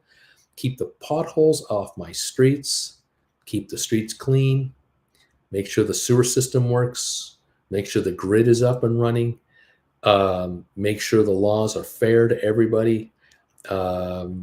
You be a civil servant. That's what you ran for. That's what I want you to be. I don't want you to be my spiritual leader. I don't want you to be my motivator. I don't need you to be telling me how to run my household or how to raise my kids or anything like that. I just want you to be a civil servant. That's all you've been given the right to do by getting the vote to be the mayor, on the council, in the community, the county, the provincial or state legislature. I just want you to run the state. That's all I want you to do. I don't want you to tell people how to run their lives on a minute-to-minute basis, and I don't want you to judge anybody. That's not what I hired you for. I have my mother who will judge me, or my mother-in-law, or I have friends of mine who have mothers, and they're getting judged all the time. We don't need any more. Thank you very much. We've got enough of that. Same thing at the federal level. Just want you to be a civil servant. That's all you are, and that's all I want you to be. And I really don't want you to get rich because you become a civil servant. That's not what I've put you in there for. Unfortunately, that's what's happening. You get people who become part of the civil service, who ring their way up, move their way up the ranks, and all of a sudden they're millionaires, and then they're multimillionaires. And how can you do that? You only get paid $85,000 a year or $120,000 a year. How are you multimillionaire all of a sudden? What do you know that I don't know? That's what bothers me. And then you have the moral crap going on. I don't want morals from you. That's not what I'm hiring you for. I don't vote for morals. I vote to get stuff done and maintained and kept running properly. But for whatever reason, we've all, in our own unique way, we've now defined a civil servant in another way. And maybe the media is getting us riled up this one way or the other way. Fair enough. It's very possible. But the world is different today. But you know what? In the 20s and the 30s and the 40s and the 50s, it was always the same problem. We've always run into this all the time, that certain segments of politicians want to tell us how to live and judge us by the way we live or the way we talk or the way we look. And we try to vote these people out from time to time, but we can't get rid of them. And they come back in again through the back door, the side door, whatever have you. And then laws are passed, regional laws that are very, tilted and tainted and what have you. And the struggle continues. And there you have it. The struggle continues. There it is. Anyway, what can I say? I will not stand for people bad-mouthing Diet Coke. I don't care about the Orange Man. Folks, we're here. We're watching the markets. We're in the Dow Jones. We're up 2 points. There it is. Crazy. 2 points at the moment is where we're at. Now we're up 32. So, keep an eye on this. You're going to get whiplash back and forth. It's like a tennis match, back and forth. SoFi up 12 cents to 624. GameStop 124.99 down 8 cents. Look at that market. We're up 3.5 on S&P. It looks like, and we're up 59 on Nasdaq. Spirit Airlines reiterates support for the Frontier merger, and they reject the JetBlue offer. I don't think JetBlue has a chance to buy Spirit. I think that JetBlue will be stymied by the Justice Department. But then JetBlue likely made the move they made to try to stymie Frontier from taking over Spirit. They're going to come up with all kinds of objections as well. At the end of the day, the loser will be the American consumer, anyone who flies in America. Whether you fly on Delta, American, or anyone else, it doesn't matter. If these two become one, all fares from all carriers will go higher. Every American traveler will lose. It's the end of the game, because another merged airline means less competition in various regions of the country, which will be even more pronounced, which just means an overall increase in ticket costs, regardless of the way you think this thing is going to go. Bottom line. And at the end of the day, Spirit, Frontier, JetBlue, they're all losing money. They all say they're close to making money, but they're all losing money. And they've all got a big set of problems ahead of them.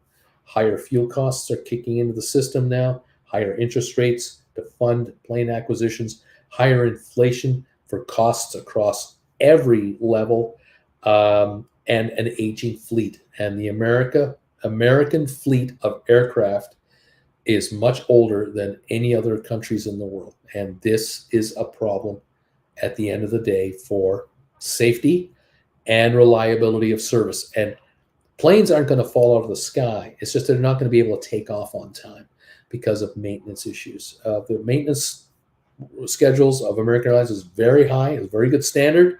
Same with Canada. But the reality is, the older the plane gets, the more issues you're going to have. And parts become harder to replace on older aircraft, especially ones that are no longer made. And there is that. All right. What can I say? Off we go, and we continue forward. People are wondering, is SoFi $6 the low? 622 is where it's at right now. I don't know. There are deals out there. What can I say? Zed, I have a contract. GameStop 140 expiring this Friday. I could buy it back for a $250 profit. Shall I wait it out? Zed, I don't know what you sold it for, so I can't give you an answer to this question. You got to help me out. What did you get for it? And what's trading at right now? And then I can help you. I will say this. From where I sit right now at 125 a share, even though it's unchanged at the moment, you're still in the chips. And you're still in control. And I don't see the stock reaching 140 this week. I just don't see it. Is it possible the shares could hit 115 this week? Yes. Will it? That's the question. But the upside, I'm not so sure about that.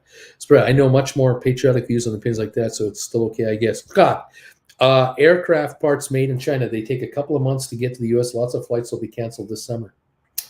And I think a lot of planes have been parked in the desert and are being stripped for parts to keep fleets going, and they're going to run out of those too. Ventures with Duncan, number 167, thumbs up. Don't forget to join Stock Markets with Bruce. Thank you, Duncan, for your support. I appreciate you, buddy. We are watching a lot of stuff, as we always do early Monday. We're up 29 points right now on the Dow. Don't forget, a couple of things I want to mention. Up here, you'll notice there's a comment up there, 4 classes for the price of 3. That is ending this week. This is the last week of that deal. If you want to get 4 classes of my How to Write Stock Options, become self-employed and all that, there are 12 classes out there. You can get 4 for the price of 3 you need to do a couple of things. One, make a donation, $299.99 US to my PayPal account, which is down below. You'll find the link. That gets you 4 classes for the price of 3. 2, send me a private email. Say, Bruce, I just sent you $299.99. Here's here's the list of the classes I want. I want these 4 classes. Classes number 1, 5, 8, 11, whatever 4 you want. You want to buy 8 for the price of 6? Send me $299.99 times 2, just about $600. You want all 12 classes for the price of 9? Send me $900, $899.97, and I will send you all 12 classes. And we've had people do that, and I thank you, all of you, whether you're buying 4, 8, or 12. I congratulate you. I commend you, and welcome to the party. There's a whole bunch of folks over here are option writers, and they're generating revenues coming to them from these contracts that are just collapsing in value after they write them. It's absolutely wonderful. Okay, so this is the last week of the 4 for 3 class deal. Okay, announcement number 2. This Saturday, I will be going live doing a class number 13. It's a double topic: stink bids, stink offers, how to maximize your return on that. And I'm going to talk about the psychology of the market. I'm going to talk about the mental state of mind of people who are writing options, buying stock, selling stock in all market conditions. All right. Time for the class. I've been trying to debate what time will the class start. I think we're going to do 2 p.m. Eastern time on Saturday. That's this Saturday. That would be known as May the 7th. May 7th, this Saturday at 2 p.m. Eastern time, I will go live for a live class. And if you'd like to become part of the audience, Jennifer's going to moderate all the comments. All I do with the class is you're going to be given an invitation to a setting just like this, where I'll be here with a whiteboard behind me, and Jennifer will act as a moderator. You ask questions, and Jen will take care of those questions to me, and I will help address any comments you have or needs you have.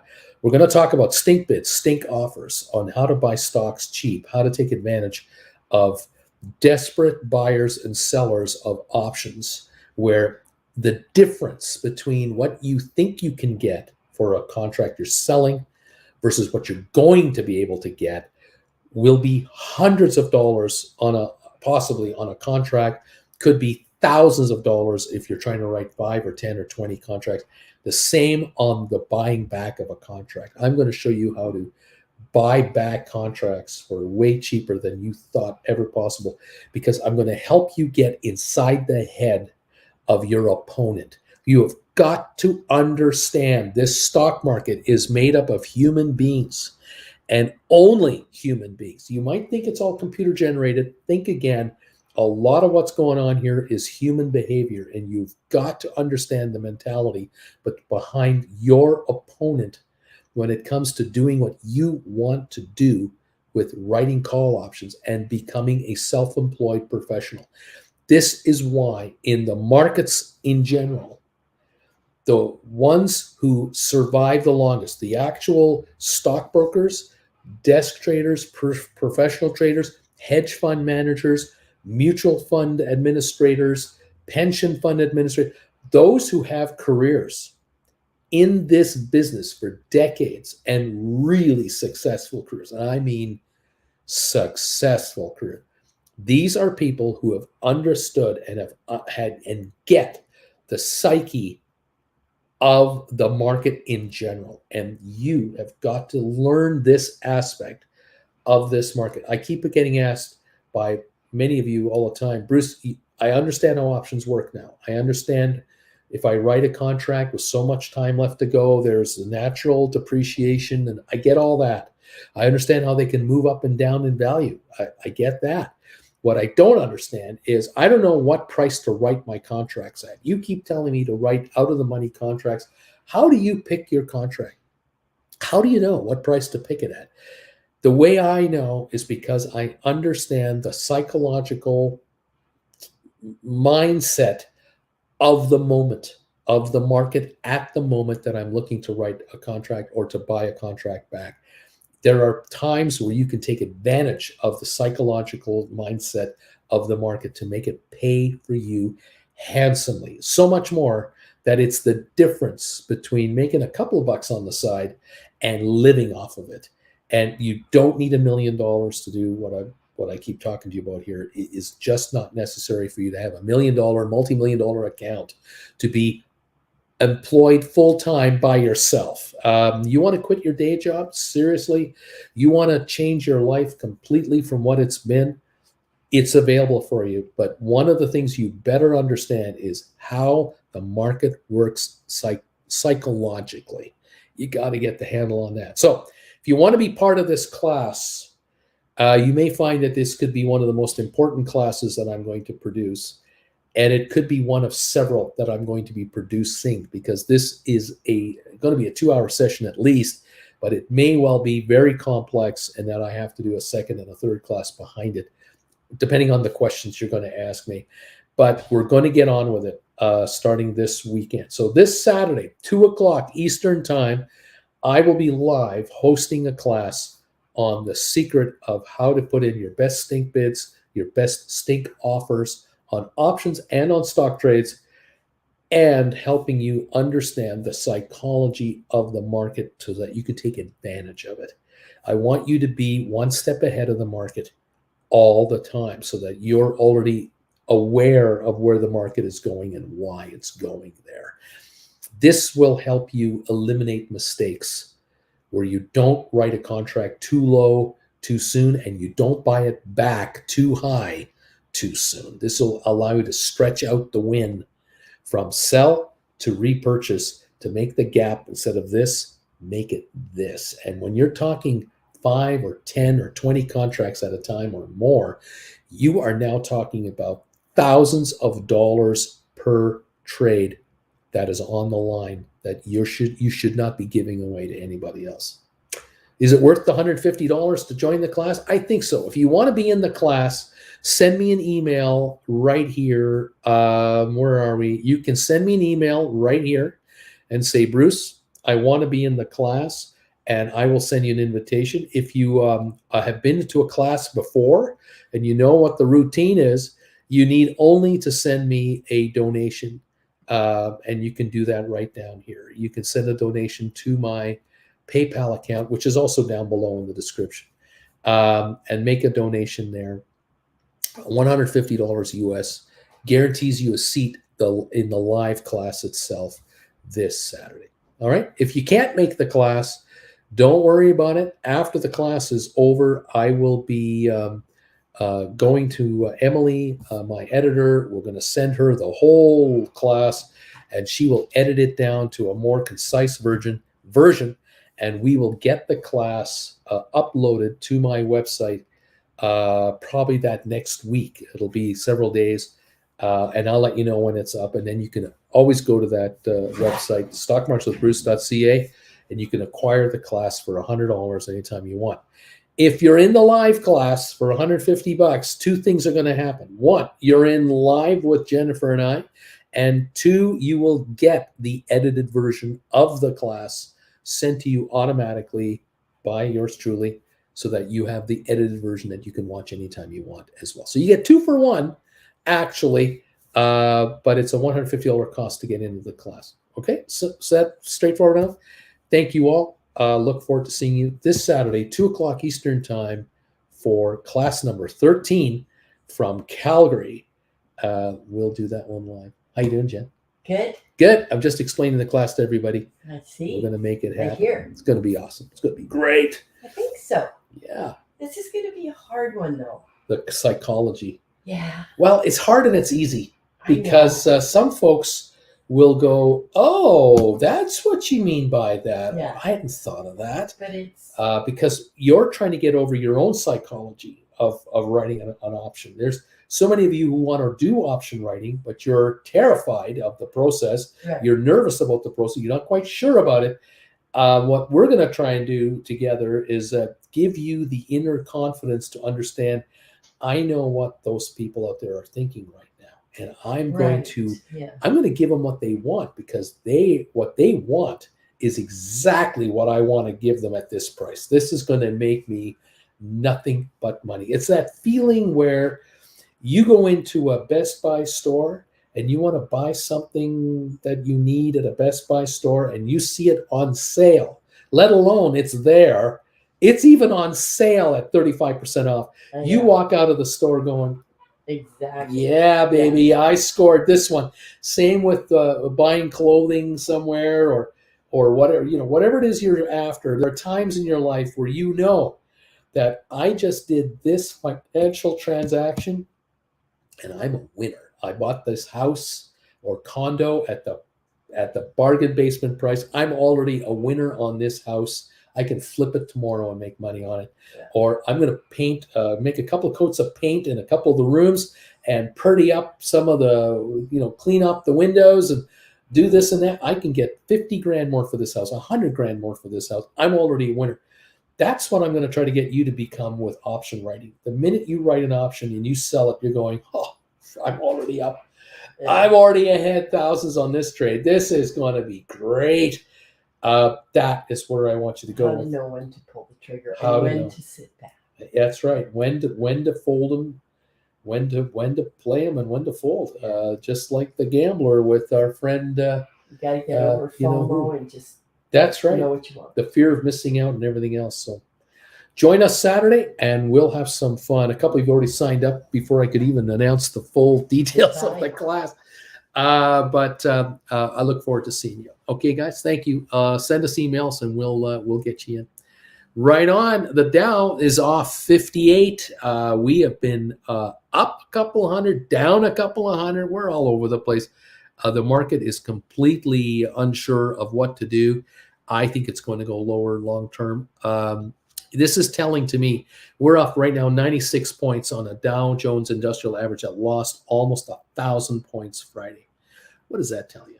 We've been into the market now for 42 minutes. We're down 96 points. You think we're going up now? I don't think so. There is worry out there, and there are people repositioning their portfolios, and we have more sellers than buyers right now going on. And all the international markets were off this morning. That's right. Yeah. There's there's a ton of issues. Right now we have the U.S. 10-year, 2.97%. It's about to hit 3. Yeah. It's going to hit it. It's going to break it, and it's going to go through it to 3.15. You can count on it. It's coming. It's only a matter of hours, today or tomorrow. It's going to happen. Few currencies, the euro down to 105.22, that's going lower. The yen at 130, that's going higher, which means it's lower against the US dollar. The pound at 125.12, it's going to 120.122. It's going to drop another 3-4 percentage points. These currencies are losing to the US dollar because the US interest rates are going to dramatically run up. The European markets are red. Germany, France, Italy, all off. The FTSE 100 is up 0.5 point, and that is shaky at best. We're not going anywhere good there. I love that it's called the FTSE. The FTSE. Well, there's, whatever. Playing a little footsie under the table. That's it. That's right. So, Jen, how you doing? I'm good. I'm tired this morning. Yeah. It's overcast, which always makes you just want to stay in bed. Yeah. It's a tough one. Yeah. How's your computer? It looks pretty good. Those of you you don't know, I was mentioning a few weeks ago about the problems I've been having with my computer. We had our daughter here last night. I always turn to her first. She's 33, 34. She's our multi-purpose child. This kid being 30 years younger than we are, plus. She was raised on computers. She knows all about it. So I just said to her, your dad's having problems. Okay, Dad, let's go to the house and let me sit in front of your computer for a half an hour. We'll figure it out. I don't want to do it over the phone. Right. Show me the problems and I'll try to fix it. Well, I gotta tell you, within 10 minutes, she had a couple of issues resolved, and then about 30 minutes later, we had others resolved, and all of a sudden, because those problems were resolved, a number of other problems got instantly resolved because I had programs that weren't able to talk to my computer inside; it couldn't talk to itself. She's resolved all that. We're going to do this. She we're going to do that. types at the speed of It's unbelievable. It's wonderful. I want to say thank you to all of you out there who reached out to me. I was lamenting this problem a few weeks ago about my software issues, my computer issues, and a number of you folks sent me private emails to say anytime you need help, just give me a call. And this community is so nice. I cannot thank you guys enough for that. I really cannot. It's just great to know you've got our back when we really need it, and I'm happy to report that it looks like this computer is completely up to speed with respect to the software updates. Even Apple sent us updates that we now have installed, and so we're right up to speed here. We even have a VPN now. That's now locked in, and so we think we're in a better place. And as much as I can understand it, looks like everything's working great. So I think we're in a better place. But I know there are those of you out there who always say to me, whenever you need help, just drop me a line. I'll drop everything to help you out. So thank you so very much. We're gearing up to head to Europe. We will be there 2 weeks from now. We're in there. We're there. It's coming, and we're jazzed up, excited, nervous, anticipatory. You still have so many things that need to be touched. This weekend I knocked off the to-do list, left, right, and center. I got more to do this week, but that's how it always works. And it'll get done. And we also are very familiar with, you know what? We can always take care of stuff when we're there. So it'll be fine. It'll be fine. We always know we can do that, and we're very eager to make it to the UK, to Amsterdam, to Germany, and to Switzerland. We're very much looking forward to it. The question of get-togethers has to be resolved. I will probably have this figured out by tomorrow. I will know our schedule very closely. We're real close there. I can then pass on to all of you out there who have an interest in getting together with us, what days and what cities, how we're going to do this. Yeah, so leave it to us to see what we can put together. We're really excited about it. It has been a gargantuan planning thing here, huge planning thing, but we are excited about it, and we will be live. Yours truly, I will be live from Europe as much as humanly possible for this channel and with TWB, Traveling with Bruce, producing videos there and doing my live shows as best we can. So bear with us as we change the background and the foreground and everything else. We're quite looking forward to it. So thank you all so much for your support and your kind words and everything else. Anyway, there you go. Uncle Bruce, can we combine the payment for the class and the 4-for-3 deal in one payment? Thanks for all you do. No. The 4-for-3 deal ends this week. By Friday, it's over. But the class is a separate matter unto itself. There's no combining that class and the 4-for-3 deal. It's a live session. You can't just do it in one payment and you figure it out. No. We're just the existing 12 classes I've done. That's the 4-for-3 product right there. That you can 4-for-3 that all you want. This coming class number 13 is separate. It's a new chapter of new classes now going forward, and there may well be a 4-for-3 deal 6 months from now, 9 months from now, a year from now. And we'll see how many classes we're up to. Are we up to 16 or 20 at that point? Then you can choose whatever you like. Yeah, but doesn't the money all go to the same pot? I don't know. I've got to end the 4-for-3 deal because we're on the road. Right. But shortly. The people are going to have to pay for the class before the end of this week anyway, because the class is on Saturday. Saturday. Yeah, I know, So but it no. ends at the same time, kind of. Yeah, no. Okay. The 4-for-3 deal is of classes that are posted on the website. This way you don't get confused of who's getting what. Yeah, I know. Yes.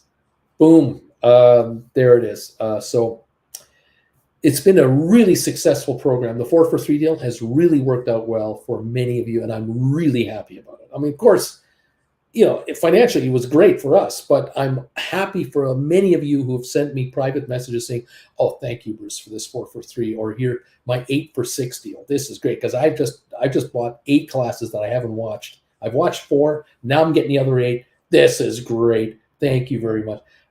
It did what it was supposed to do. It encouraged you folks to pick up some additional classes, grab a bunch of information that you need to know, and away we go. And those of you who have picked up 12 for 9, I congratulate you on a job well done. That is a great move right there. All 12 classes for the price of 9. Fabulous. And now we're ending that program next few days. It's all over. And now we turn the page to the next chapter. And I welcome all of you to the next chapter. And away we go. All right. Thank you all. What else have we got going on here? Good morning, Auntie Jen from Sean and Wendy. John just nabbed 100 HPQ at 3638. Stealing from children. How can you live with yourself? Fantastic. John Anderson. Hello, Jen. Cody, did anyone else see the DTCC margin haircut stuff over the weekend? Haven't had time. Good morning, Jen from Duncan. Let's see. What else is going on? Uncle Bruce, please make Texas Instruments go below 160 today. Okay, I'll just think. There, it's done. It's over. It's now 170.65. It's about to crap out. There you go. Twilight Zone music. Ooh, good. Alberto, good morning. Tia. And let's see what else is going on. My man Uncle B has joined the VPN gang. Hell yeah. Just Blair. I'm still 23 and I don't have VPN. Respect Uncle Bruce for reaching to that. Splatter, by the way, Uncle Bruce, what's with Amsterdam tomorrow? Tomorrow. I promise everyone you'll get the schedule tomorrow. They're a must to me, says Coyote. I have a VPN on all my devices. Yeah. And my girlfriend's too. Splatter, okay, my question is solved. Tomorrow. Okay. Let's go. So my question. Okay. Is what are we doing for breakfast? There's these questions. Jen asks me these Everybody questions. has questions. What's with brekkie, big boy? That's how we learn. That's how we learn. I'm thinking cheese whiz. Let's keep it simple. Start the week Let's grab it. Check those bagels. Make sure they're okay. Yeah, if they're not, fine. we have Stop new ones. picking your ear. I'm just doing that. I know. I'm just saying hi to my grandma, like Carol Burnett. That's all. Is that what you got? Like 400 grams? You're saying? Yeah, I got a whole bunch of hot babes out there that I always say hi to in a special way. Peachy? You call Peachy? They love it when I do this. Drives them crazy. I mean, drives them crazy. I don't think that worked out. Let's see. What else is going on here? Splitter, I still can't figure out how to use it correctly, so I kicked it anyway. Can you recommend a VPN? I'm using one here that I came across because of Kate and Nate, the channel Kate and Nate. They use Surfshark, and I decided I'd try Surfshark. So far, so good. All right. What else?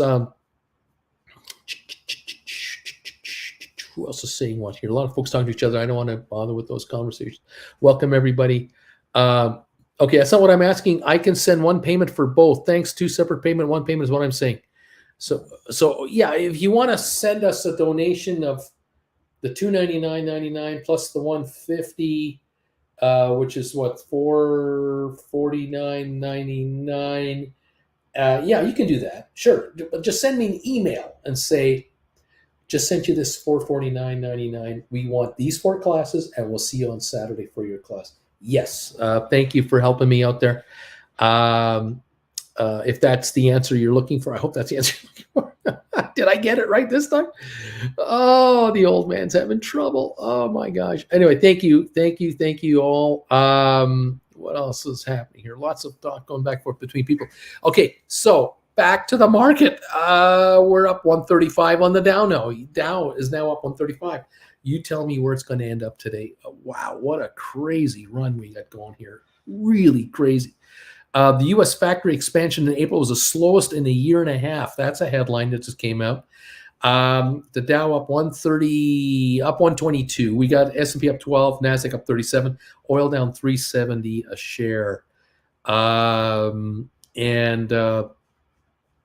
Zillow stock price target cut to 38 from 47. Redfin stock price cut to 10 from 20 by Bank of America in both cases. Twitter shares still below Musk's offer price for the company. Should you buy it cheaper now and make a tidy profit? Proceed with caution, experts say, in case he doesn't do the deal. Well, like I say, you could buy the stock right now and you can write 5250s on it for a month or 2 or 3 and start bringing in premiums on that thing. That'll help lower your cost factor. And if he doesn't buy it, you keep writing more contracts and you make money that way. Slowly but surely you'll get richer on it. But he takes it out at 54.20. You're a happy camper. There you go. All righty. What else is happening here? Thank you all. Thanks for the VPN mentioning. You got it. Yes, that as Sean Wendy. Yes, that. Thanks. We'd be lost without you both. Okay, right on, Sean and Wendy. Okay, good. We're all good. It's all good. Again, those of you who would like to be in our class, you can send me an email, and I'll be happy to send you the link for payment and all the info. Otherwise, you can just send the donation over. Send me an email saying, Bruce, I just sent you a donation for $150. I'm in for this class on Saturday. Register me in right away, and we will send you a confirmation of that as well. Okay, thank you, everybody. Appreciate all of your interest in this week's class. Saturday, 2 o'clock Eastern Time. This Saturday, May the 7th, another class, number 13, lucky number 13, how to get even richer in this market. How about them apples? Exciting stuff, man. Cool beans. All right. Whew, so much going on here. Oh my gosh. So much international, what have you. Interest rates 2.99 on the 10-year. The 10-year now 2.99%. The German 10-year 0.96. The Italian 10-year 2.83. Spanish 10-year 2.00. UK 10-year 1.90. The Japanese 10-year 0.219. 1/5 of a percentage point is all the Bank of Japan will pay you. That's why their yen is dropping against the dollar. Their yen now 130 yen to get a buck. Used to be 120, 125. Now you need 130 yen to get a dollar. The euro 105.32 dropping. The pound 125.18 dropping. The Australian dollar 0.705 and dropping again as well. Canadian dollar apparently was dropping earlier today a bit as well on the US dollar. Okay. Thank you. Sean and Wendy, a little late, but what you said earlier about Florida is correct. We plan to move to buy a house for much less in another state and move back to Florida in about 5 years when things change. There you go. There you go. Well, you can pretty well count on your governor leaving the state. I mean, DeSantis has no interest in being governor of Florida for any long-term future. The guy has his eyes set on the presidency of the United States. He thinks he can out-Trump Trump in his own unique way and capture the White House with dissent voting and the religious right going all the way. He's going to try to go after, he's going to try to fear-mongering game. He's going to try to pit people against people. All this kind of crap. I did read something about him the other day that I found interesting. Where was it? It was something about, oh no, it wasn't him. No, sorry. I read something else about another politician. Actually, it was a Canadian politician.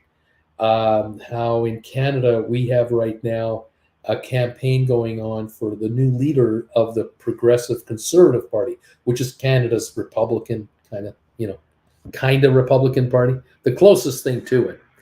Anyway, there are what 6 candidates going for it, and the one guy is a leader right now, leading in the polls. He's the former finance critic. He's the money guy, and he's trying to blame Canadians' woes.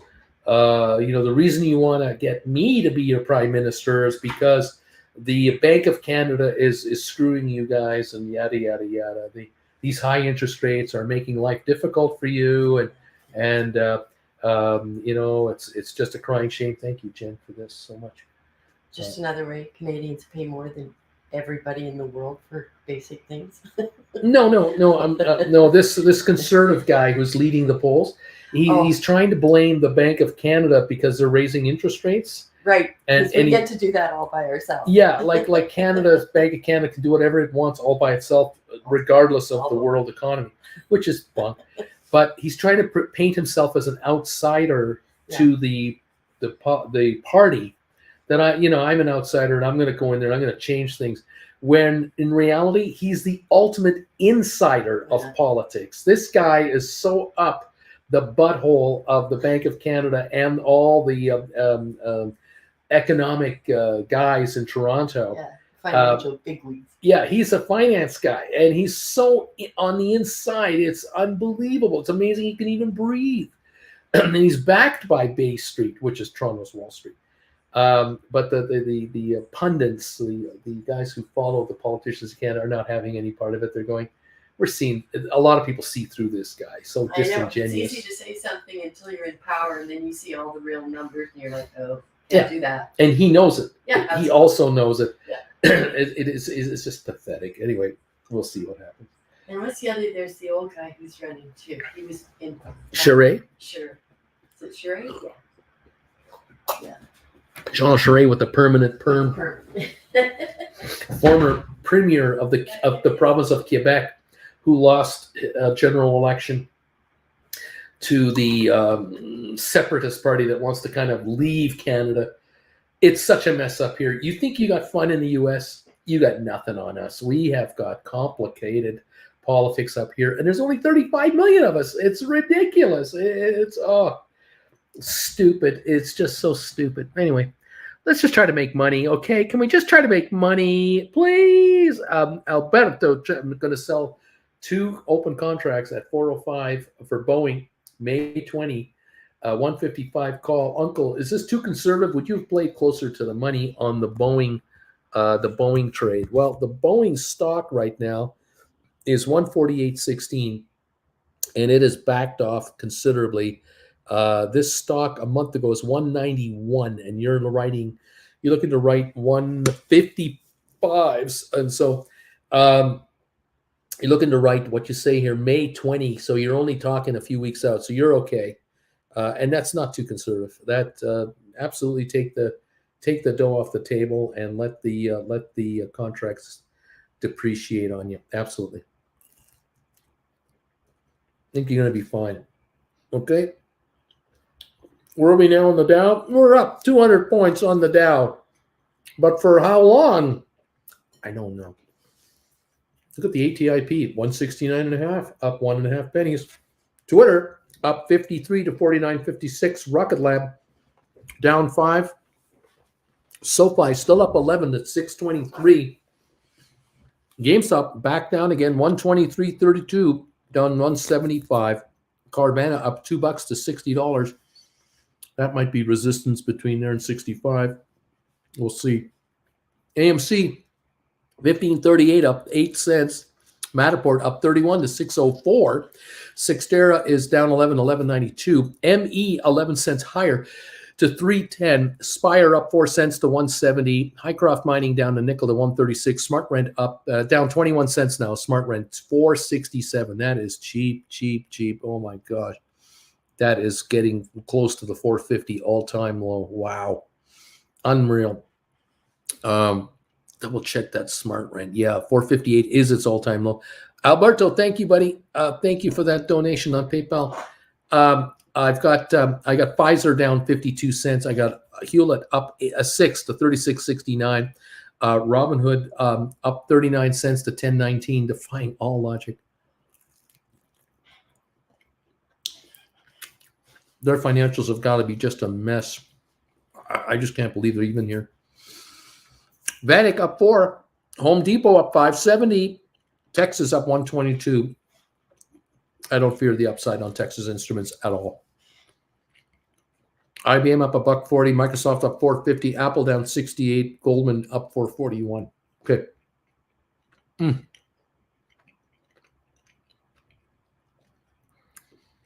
Let's go Oilers, says Dave, the Matt guy. Okay. Splair, headline from Stock Register Analysis, revisions show improving sentiment for SoFi Technologies. There you go. 99 Nations, we are entering the Big Dipper territory. The Fed funds have never looked like this since 39. What else is happening? Not much else. Not much else. Got the comments caught up. Yeah, we're watching a lot of stuff. We're now up 167 on the Dow. We just gave up 60 points. Boy, does this thing fluctuate.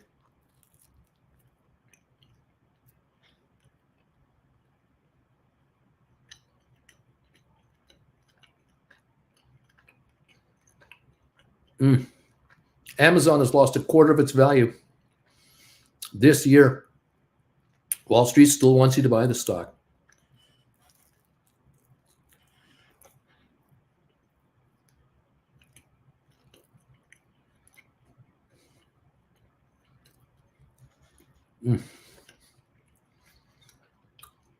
Another headline. South Africa hit by new subvariants of Omicron that have been detected in the US in small numbers. If it starts there, it'll be global in no time.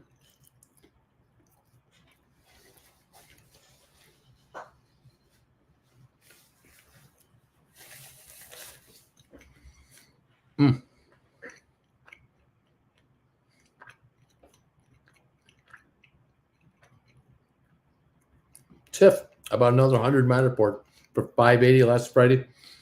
And I sold a $7.50 October for $105. There you go. Can be done. Can be done.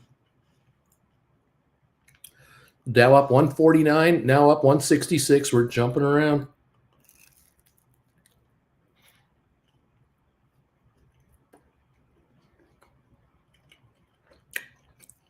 SoFi 623, up 11.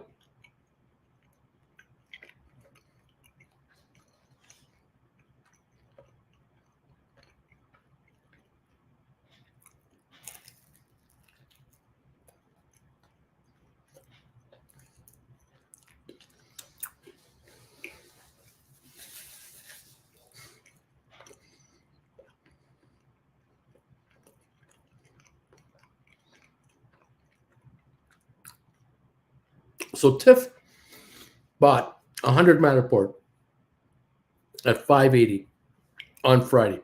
Okay. Right now it's 598, by the way.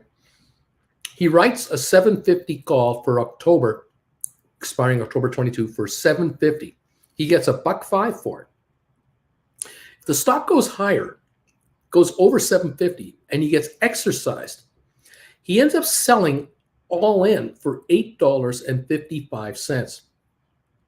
He paid $5.80 for the stock. He gets $8.55 on the way out if he gets taken out. So $6.87 is $2.70 something cents profit. That is, like he said, works out to 50% profit in 5 months on my money. Is there something wrong with making 50% on your money in 5 months? What if the stock goes to $8.50 or $9 a share? So what? You get taken out at $8.55, coming in at $5.80.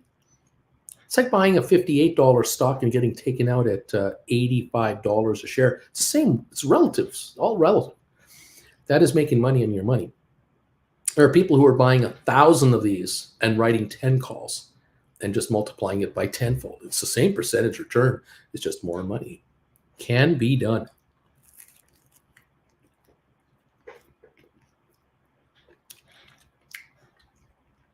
Now, the opposite side of that trade, He bought the stock at 580, sold a call for $1.05. So he's into the stock for 475. That's the net money he's into the stock for. But what happens between now and October and the shares go down to 450? Just go down to 450. Now what? Well, those calls he sold for 105 are worthless. You can buy them back for a nickel. He could now turn around and sell calls for January. You know, maybe he'll write 7s or 6.5s or 6s, stocks at $4. If he gets $1.05 for 6s at that point, his net cost has gone from 475 down to 370 because he got in another 105. Now he's into the stock for 370. If he gets taken out at 6, he ends up getting 705 for the stock that he net paid 475 for. Still makes a nice return on his money. So yeah, that's the beauty of writing options. There you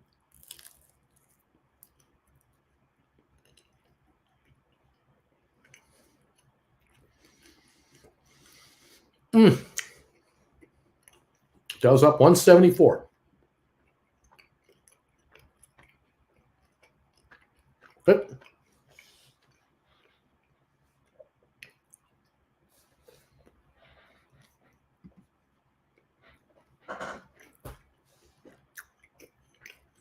I never used to eat bagels until this guy. Nice work.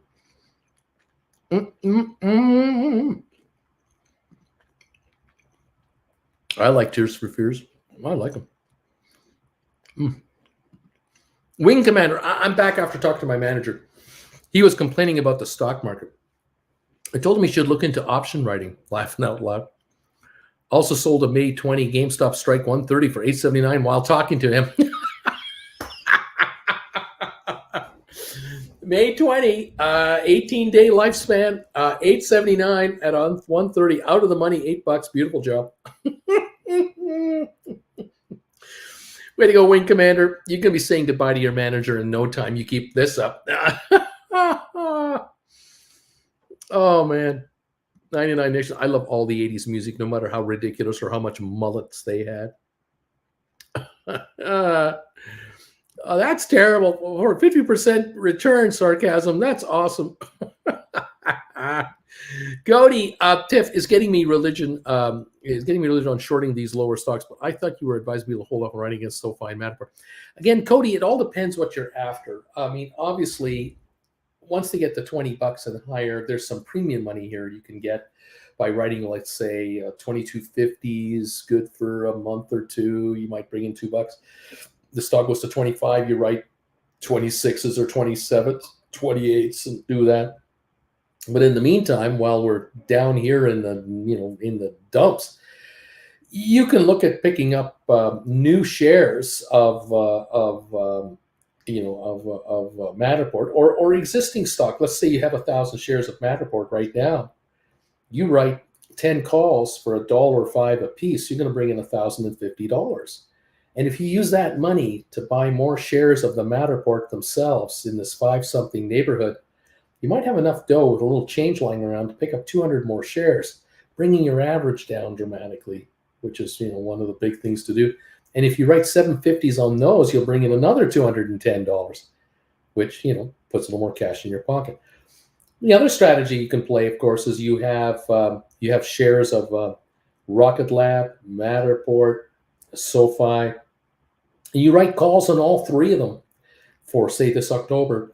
And if you can collectively bring in, for every 100 shares of each of those you have, you can bring in, say, $300 in premium money. 100 for this one, 100 for that one, 100 for that one. If you have 100 shares, you're bringing in $300. If you have 1,000 shares of each, you're bringing in $3,000. Well, with $3,000, you can zero in and go, okay, I'm just going to buy one of the 3 stocks that I want. Let's say you're going to buy SoFi because the earnings are coming up in the near future. So you want to go after 625 stock. You get about $3,000. That's 500 shares. You can buy 500 shares of SoFi. You could turn around and write, $7.50s or $8 contracts or $10 contracts on them if you want to. You can do it now with what you have and buy more stock and write more contracts.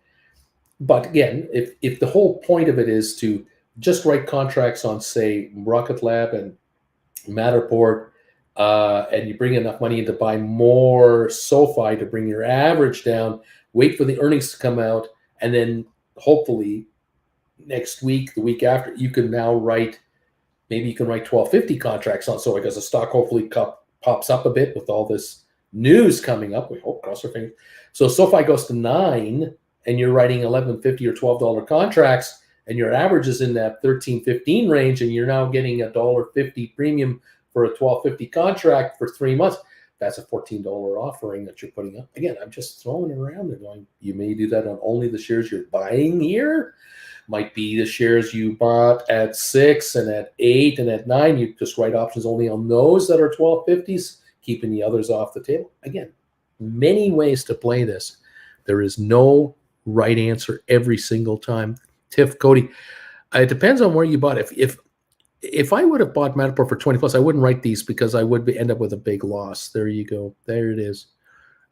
Duncan, how's the Gold Bagel member thing going? It's going great. Thank you for those of you who are Gold Bagel members. We're together Wednesday nights at 8 o'clock prime time, and we're also together every morning before we open the market with the Trading Alert Show. Thank you for those of you who have become Gold Bagel members with this channel. Love having you, and we're trying to stay ahead on this market best we can.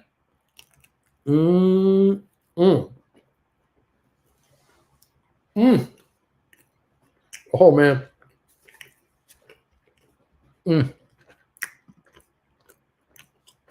Premiums on GameStop are crazy.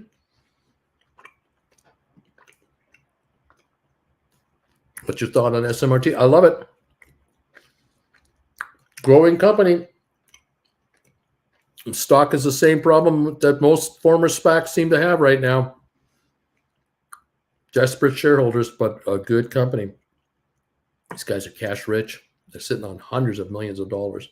Cash rich. Robert, I'm thumbs up number 195, buddy. Thank you, Robert. Wing, I was looking into buying HPQ or Cisco for option writing, but the premiums aren't compatible for the investment right now.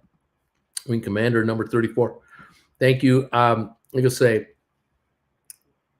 it has to work for you before you want to do it. ATIP down a half a penny. The Dow up 129. S&P is up 19 points. Let's see if I can make this work. Oh, gosh. Come on, big-ass iPad. Stop playing around. We're up 129 on the Dow, 17 on S&P, 89 on NASDAQ right now.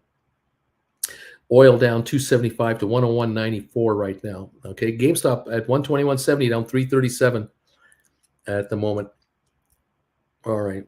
Robert, thinking of buying 200 smart rent? Yeah, I'd do that. I just wish I could have written cover calls like these for every stock I bought. But I had to switch brokers first, and after everything was said and done, it was marked down with the markets. But that's all right, Tiff. You got the rest of your life, so we'll just work it. We'll just work it. It'll be fine.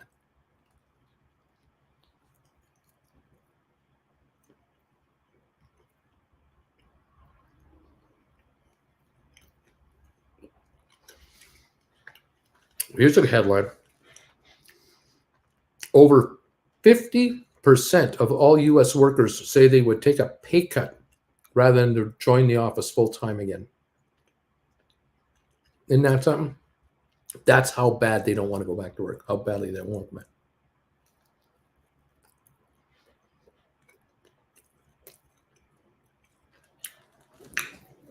I can see where some people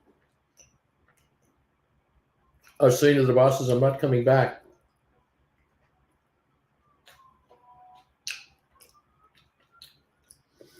And the bosses are going, look, we can't make a deal for you to keep you at home. We just can't do it. You have to, you're going to have to either resign or we're going to lay you off. But, on such and such a date, we're returning to the office. And some of these folks who are being given these choices are looking around for other home gigs. And they're putting together a gig here, a gig here, a gig here. They're trying to cobblestone together something. and they end up getting 80% of the money they used to get from this one job. But then they do the math and they go, yeah, 80% gross doesn't mean I only get 80% of the net, because I'm taxed a lower number. If I don't make as much gross, I don't pay as much in tax. My bracket might be lower. Number one. Number two, I don't have to commute to the office anymore to get there and back, no matter how I did it. I don't have to do that anymore, whether I just took a subway or a bus or took a regional train, or whether I drove, or however I got to the office and back. I also, I don't buy myself a lunch at the office, or I don't have the temptation to buy a chocolate bar at the office, or to buy a Starbucks coffee at coffee break time, or to become part of the office pool. I'm also not stuck where the boss comes to me with extra work because I'm just sitting there thinking I could use more work, and they saddle me with more projects. I work less, I make less, but I spend less to make what I make. And when it's all said and done, I'm just as well off as I was before. Because what I used to get in a net paycheck every 2 weeks versus what I clear now every month is the same money. But I don't have that work environment, and I don't have that stress, and I don't have to go to that place anymore to handle that structure. People are prepared to take less to have a better quality of life. It's really interesting how this is evolving right now. And then there are those who go, I was prepared to take less money. Turns out, at first blush, I thought I was going to make less money. And then after 3 months of doing what I'm doing, I've got work coming in from other areas I never thought would happen. Ex-coworkers of mine are saying, hey, I know somebody that needs somebody for 10 hours a week, or I got this client that could use some bookkeeping help. Can you help out that area? Can you help? And all of a sudden, you've got 30 hours of work at so much an hour, and now you've decided the next 10 hours I take in is $10 an hour more. That's my rate now. I've raised my rate by $10 an hour for the next 10 hours of work. And you quickly find out that that's gone. And then you realize, well, now what I'm going to do is I'm going to raise my rate by another $10 an hour for the next 10 hours of weekly work I get. And that means I fire the lowest hourly rate client of mine and replace them with this new client at this new level. And you're slowly evolving your clientele and your hourly rate. And you're finding that as you raise your cost, you're bringing in higher quality clients. You're dumping off your worst pain in the rear end clients who pay you the least, who are always slow to pay you and all that stuff. You're firing deadbeats, replacing them with winners.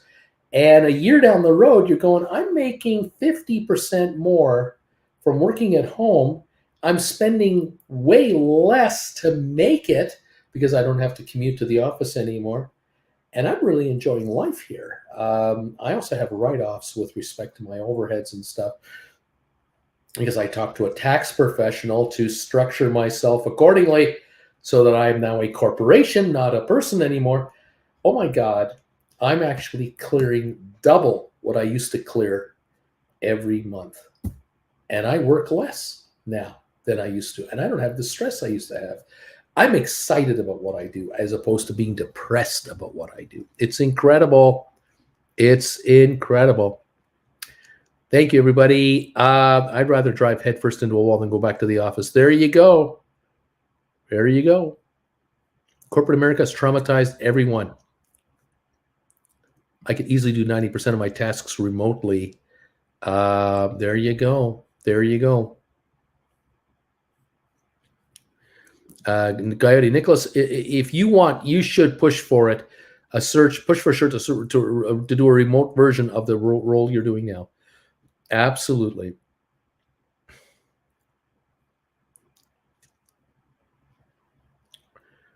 Let's see what else. What else is going on here? My daughter is way underpaid for what she does as a single mom who still has to live at home. There you go. I had to push back, but they relented on letting me work from home. Well done, Michael. Dave, Uncle Bruce, could you talk a bit about what makes Chicago decide if and when to allow options written on a stock? What does it depend on? Exchange, volume, stock price? Dave, I don't know the rules. Like, I don't know the deep rules. But I think it could be the public company pushing for it. It might be an expense to the public company to have options added to the chain.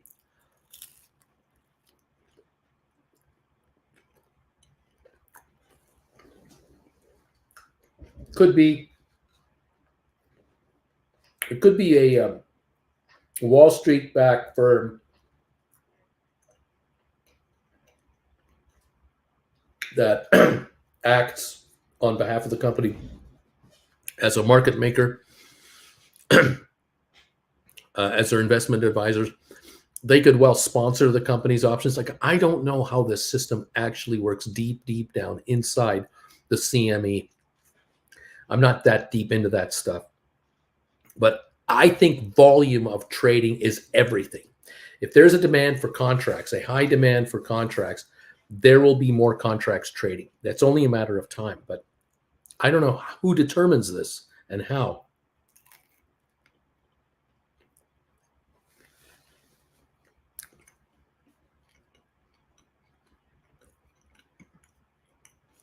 Michael, 1.7 jobs for everybody out there. Yep. There you go. I don't care how red my stocks are. I'm learning to write covered calls. I'm making moolah. I decided to shave my mustache. The vanity kicked in. Laugh out loud. Welcome, Bama Babe. Welcome indeed. This explains the markets today, Bama Babe, says Coyote. Now we know. GameStop 121.27 down 380. I want to see sub 120, says Coyote. We'll find out. The Dow's only up 67 points now. Down again. Backing up.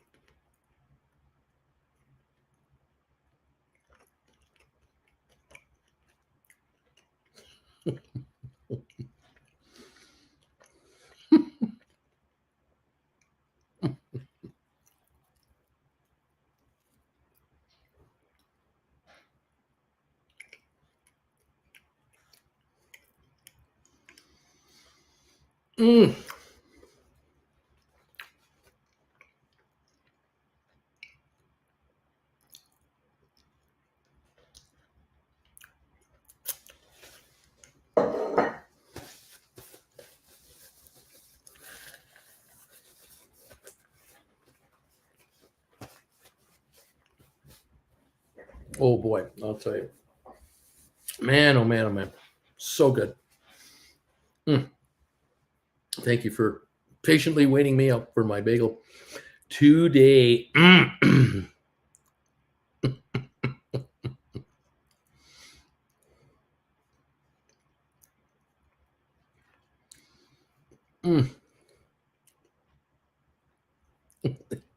99 Nations. If I grow a gut for eating these bagel carbs, I'm going to call it my Bruce bump. Coyote, Bama Babe shaved. I'm feeling bearish. Oh,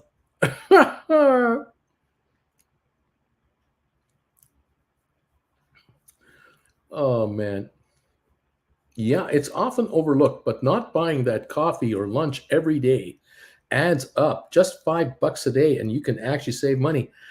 There's people out there who don't realize they're spending $15, $20 a day every day because they're just using their debit card. They're not using cash. They're just, swiping their card, and they're getting their coffee and a muffin in the morning, buying a lunch at the cafeteria. Then they're getting the coffee in the afternoon with a chocolate bar. They're riding the subway home or in or whatever, or the bus. And they don't realize they're dropping $20 a day, $25 a day out of their after-tax net pay to be at the office. And when you're at home, you're making coffee in your coffee maker. You're if you're eating a muffin, it's because you bought 6 of them at Costco or 12 of them. And you're paying Costco prices for a muffin, not Starbucks prices. or you bake your own over the weekend because you're home. Lunch, you making yourself a sandwich or grabbing a can of chicken noodle soup or whatever you're doing. You're not spending the money that you were spending before. You're not commuting in and out. And maybe at home it's $5 a day out of your pocket actually to survive, not 25. Well, $20 a day times 20 days a month, $400 after tax that you're not paying to do your job. That's 400 in your pocket that you get to keep. Now, if you're making more money, you've added cash flow to your system, then that's additional on top of that. It adds up. 6 months later, you're going, where did this extra $2,500 come from? How come I have all this extra cash? I'm not, because you're not spending it like you used to in areas that you used to spend it in. You're now targeting other areas, whether it's a vacation fund, a new computer, paying off of credit cards, whatever, a new couch, new TV, new whatever. There's a change of lifestyle when you have $400 a month coming into the house net that you didn't have before. That's $4,800 a year. $4,800 a year is coming in. That goes to a lot of little things it can go to. And it might well be some new appliances are showing up in the kitchen, a new piece of furniture is here, there's a new TV, you got a new iPhone, you got a new iPad, you got whatever you did. That changes things phenomenally quickly. Anyway, there you have. Dave the Mac guy, I found the answer at registered float, shareholder count, volume, price in that order. There you go. Good morning, Coyote from Duncan. Wing Commander, not making the same mistakes as the last time. Buying the call back at the same day. I put a good till cancel order for 301 just in case. Learning so much from the folks here and Uncle Bruce. Right on. Stephen, Uncle Bruce, you just turned bagel into a verb. I will bagel ASAP. Mac guy, I could really use some help with Android with Apple software. And don't forget gas and your personal time. And that's the other thing that people always underestimate is how much of your time are you using up to get ready for work. Just showering, shaving, or doing your hair, makeup, whatever, male, female, every day, the prep, then getting to the office, that amount of time. How much is hour and a half, hour and 15 minutes, 45 minutes? It all varies. Coming back and unwinding and trying to calm down from it all. These are 2 hours a day that people lose. They don't even think about it. It doesn't even enter their mind that they've actually given away 2 hours of additional time over and above the 8 hours they're putting in with the boss.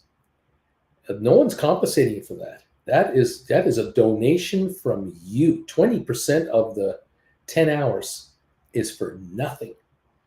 Then it's costing you money on top of that to do it.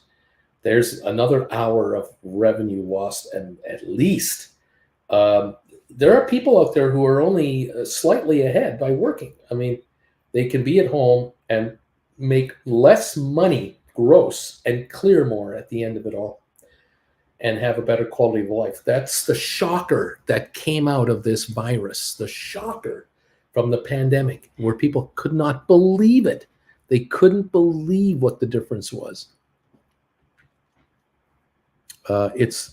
Let's bagel this whole thing. Cody, ouch on fees. Tiff, then again, I've got zero dental coverage over here, so maybe it's all working out. Cred Savage, $15.20 a day, please. I was spending $20 on one meal alone and $6 for my Starbucks, sometimes twice a day. And if I work 12 hours plus another one day, I'd spend $75, not counting transit. I save now. There you go. That's exactly it. Let's go. GameStop 119.66. Alberto, look at the GameStop. 119.66 down 540, kids. Yep, there it is. This is the thing. CNBC just noted the NASDAQ had the worst start to the year than ever before. If we can manage through this, we will have it made.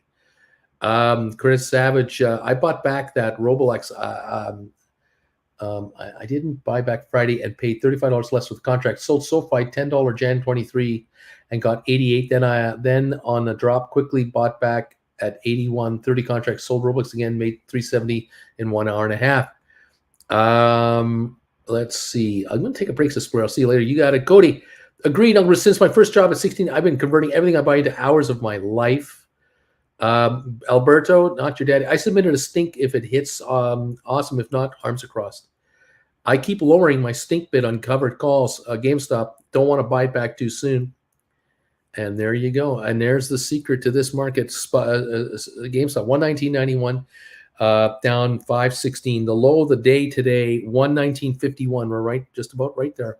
The Dow is off 84 now. We were up 200 and something points half an hour ago. We're off now 81. That's a 300 point backing up here, kids. Yeah. Yeah, back in 17 in the office, we were downtown. People wanted to go out and eat at restaurants every day, blowing through cash needlessly. Exactly. And I'm talking about, I remember back in the 80s, 90s, my business partner and I, we would go out for lunch every day because we never knew what our lunch schedules would be like. Some days we'd be taken out for lunch by somebody. Other times we'd meet someone, like I'd meet a stockbroker. I was president of a public traded company, so I was always never sure what my lunch schedule was like. But there were times where my business partner and I, we would be on our own. So we'd be, well, what do you want to do for lunch today? And so we got smart. We thought, well, why don't we go over to we'll go kitty corner here to Chevron. There's an oil and gas company over there. They have a cafeteria inside their building on the 6th floor, and anybody can go there. And the lunches are subsidized. I mean, we could be buying, we could have like a Salisbury steak with mashed potatoes and gravy and vegetable, and what would run us like $2 instead of a meal at a restaurant, which would be 12 or whatever it was. And so we'd go in there and we'd have a $2.50 lunch or something like that. And, we'd be good for the rest of the day. But even that, it just adds up and adds up. And we would inevitably meet someone for a coffee and I'll get this round, you get me next time, and all that kind of stuff. And you're always going through cash. You're just always burning through cash. But that, to us, that was sort of the cost of being in business. But for our secretary, who was, working for us nonstop every day, she would bring lunch from home every day and have it at her desk, because she didn't have the luxury that we had. We had a bit of a stipend and so on, but not in her case. So for her, it was, money out of her pocket. And so she would bring home she'd bring from home wonderful leftovers from the night before. She'd head to the office, our little lunchroom, and hit the microwave machine, and you smell that home cooking reheated. And she ate better than we did, I'll tell you that. Anyway, still. Wing Commander, what covered calls on GameStop are you bidding for? I'm asking for a friend. Let's see. You see, Tiff is saying, I would have lost money on the SoFi trade that Chris just mentioned, but have for him. Let's see. GameStop call, out of the money. Alberta, I sold at 6. I can buy back at 255 now. I have a stink in for 225. Right now we're at 120.42, just hanging around. Zed, Uncle Bruce, I have a GameStop expiring October 21. I sold it for 58.21 as part of the roll, so we had to do a month ago. Do we wait or do we buy them back? What I don't know is which one this is and where is it at now. But look, you are slowly but surely winning and winning and winning on this trade. It is coming your direction every day with time and now with dollars. So Zed, I don't know. I don't know the circumstances of where you're at. If you sold at 58, you rolled up, all right. So there's a number. There's a certain number you need to get ahead of this trade, obviously, and I don't know what that is. Could you be in a position to put in a stink bid to buy these back at a nice low price, and then if the shares pop up to 125.30, to then write a new contract much closer in than October, obviously, and bring in additional income yet again. You got all this to now look over. I'm turning you into an option writer, am I not?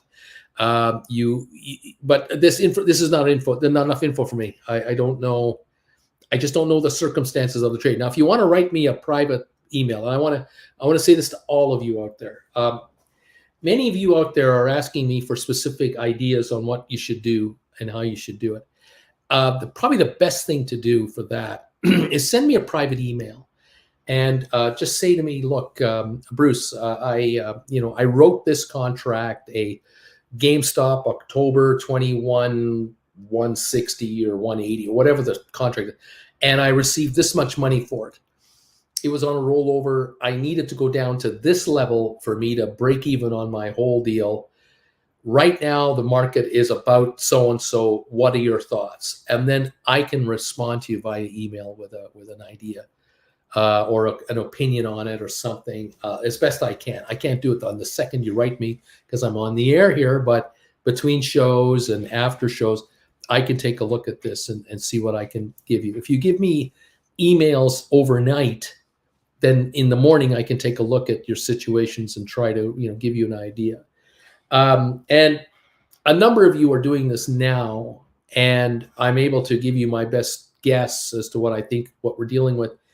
And I thank those of you who generally will send me a donation for this advice. I do appreciate that because it is, after all, over and above what I do here.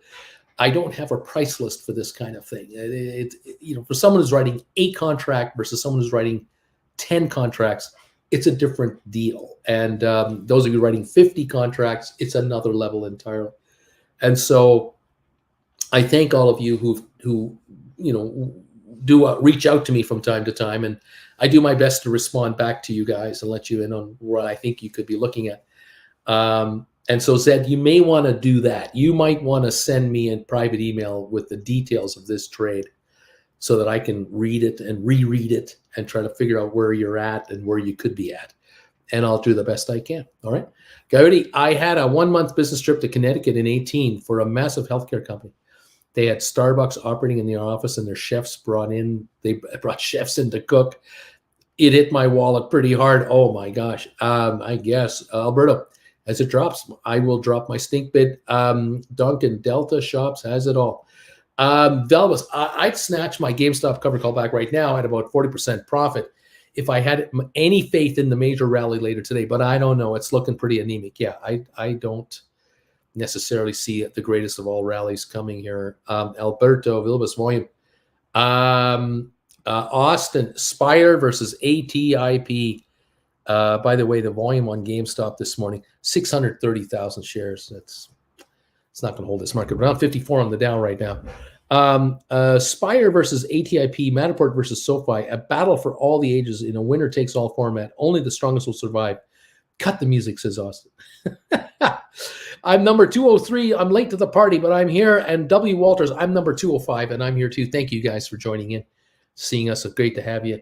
Hope you're having a good morning out there. Down 48 on the Dow. We're down 1.7 on S&P. We're up 57 on NASDAQ.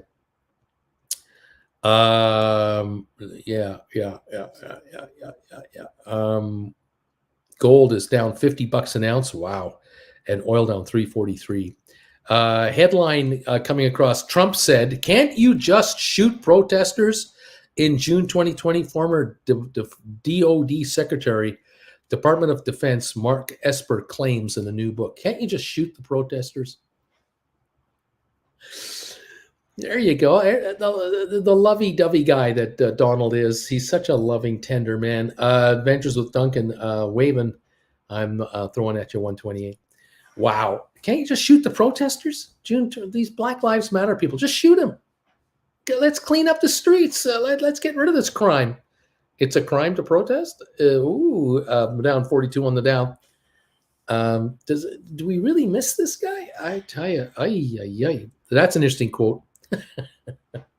I think he'll be making the talk show circuit, promoting his book all over the place. Wow, unreal. Okay. No, fascist. You can't just kill your fellows you disagree with. John, earnings coming up SoFi on the 10th and Spire on the 11th. That's right. We have earnings coming up on the 10th for SoFi. Exactly. GameStop, isn't it the 8th? Or am I missing something? No, it can't be the 8th. That would be a Sunday. So maybe it's the 10th as well. Anyway, I'll bet it. So I think Bobby started his new position. He will watch the show later. So wanted to give him a shout out. Bobby, hope you're loving your new position. Right on, Bobby. Do well. Keep it going. They're not protesting. They're if they're rioting. They're not protesting if they're rioting. And if a police officer pushes a 73-year-old man over and he falls down and hits his head on the concrete sidewalk and starts bleeding out the back of his head, that's his fault for not wearing a helmet. How dare that man come up to the police, the SWAT team, and talk to them about why are they beating up people?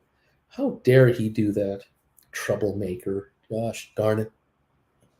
Can't we just shoot him? I mean, come on. Let's get on with it. What would Erdogan do? Anti-democratic narratives. Uh-oh. Uh-oh. Oh, what can I say? What would Putin do? Yeah, I mean, Putin doesn't have these problems, does he? He does have tens of thousands of people in the system in jail, but other than that, there's no problem, is there? I mean, he's fine, right? As long as he's safe. That's the most important thing. Sure. All right. Oh my, what can I say? One fun day after another. Join me later today if you want to. 1 o'clock, 3 o'clock Eastern time, 1 o'clock my time, 3 o'clock Eastern for the final hour trading today. Look forward to seeing you. We're going to try to close this market out, see how it does today.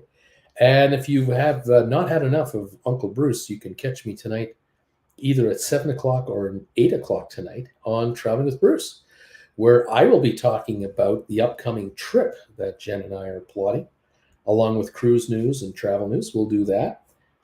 7 o'clock for sponsor members of TWB, and 8 o'clock. It's a wide open show. Anybody can join. Love to have you pop in, say hi to us. That'd be great. If you're in the area, pop by, say hi. Yeah, we'll play it by ear. We're up a penny on ATIP. We're down 118 on the Dow now. I'm not sure if this is the low of the day or is it close. Not yet close enough. We're at 32,858. The low 32,792. We're now 836. So we're coming down here. We're 44 points away from the low of the day. If we break 185 on the down dip, that's the low of the day. We're at down 140 now. 45 more points needed to hit the low of the day. Twitter, 49.50 up 48. That was 47.80 a couple days ago, I thought. Rocket Lab down 18 to 720. SoFi 616 up 4 cents. The volume on SoFi today 16.59 million at the moment. That is where we're at on SoFi.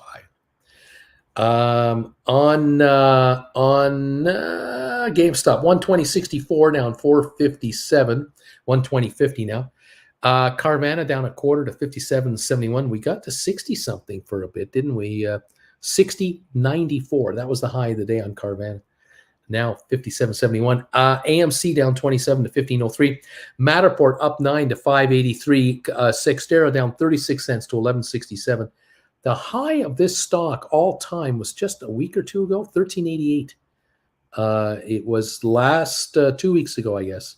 2 weeks ago, 13.88. Now 11.67 on Sextera. Maybe they haven't been able to find a buyer. ME 23andMe is up 7 cents to 306. Spire's up 3.5 to 169.5. Haycroft Mining down 9 cents to 132. This is $2 lower than its high from about a month and a bit ago.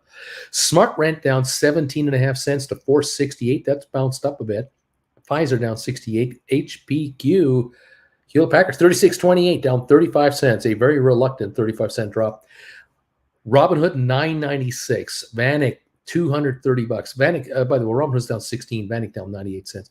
Home Depot down $4 to 304.40. Texas Instrument down 24 cents. Texas Instruments at 170.01. It's gonna break 170 here. Down we go. IBM up 45 cents, only up 45. Microsoft up 82. Apple down 184 to 155.81. Goldman up 233 to 307.80. Cisco up 37 cents to 49.34. Facebook up 680 to 207. Amazon down $70 for 14. Tesla's up $2 to 872. Google's up $7 to 2306. BlackBerry down 8 cents to 1353. We got that was Bed Bath Beyond. Pardon me. Bed Bath and Beyond. Yeah, bleeding. Down 11 cents to 1350. BlackBerry down 3 cents to 569. Royal Caribbean down $1.01, 76.72 now. Target up 57 cents. JP Morgan down 4. Costco down 2.79 a share. Walmart down 50 cents. Nvidia up 2.18. American Airlines down 40 cents to 18.38. Netflix up $6, but only at 196.5. Moderna up 7.80 to 142. Boeing down $3 to 145.73. Writing those calls is a great idea. Writing those calls is a great idea. We've got the Dow now down 133, not at the low of the day, but still close. GameStop 120.69 now, down 438. And there it is. That's it right there. Okay, everybody. What else? Yeah, Vilbus, lots of writing kicks off after the cops escalate things. They just can't help themselves when there's fresh meat to pulverize, it seems. Wrote and bought back a 125 GameStop this morning, says Kent. Made $155 in an hour. Thank you. Way to go, Kent. That is called making money on a consistent basis. Coyote, they're not protesting if their writing was the exact same narrative used against African Americans in the 50s and 60s during the civil rights era. Yes. There have been a lot of Ukraine protests in Russia, says Coyote. Let's just talk about money. I would like that too. Welcome all. Let's see. Yeah, I don't know. We'll see what's going on here. We are down 110, 111 on the Dow. And we're at on games at 120.81, SoFi 618 up 6. There we are. Is it worth to get into Amazon now before the split, or is it better to get in after the split itself, the offer? What do you think about timing? What do you think about that? I think if you get in now or later, you're in for a longer term hold than you may have thought you were, because I don't see $1,000 increase in the stock price just because of the 20-for-1 split. I mean, it's not going up $50 a share after the split is over. No. So, if you buy 5 shares now, you're going to have 100 shares later. If you buy you buy 10 now, you're going to have 200 shares later. So it's all relative. Could the stock go up a little? Yeah, after the split, maybe $4 to $6 to $10 a share. So what's that? 200, 300, 500 a share? Maybe. Okay. If they go up $5 a share, after the split, you've got 100 of them, you're up $500.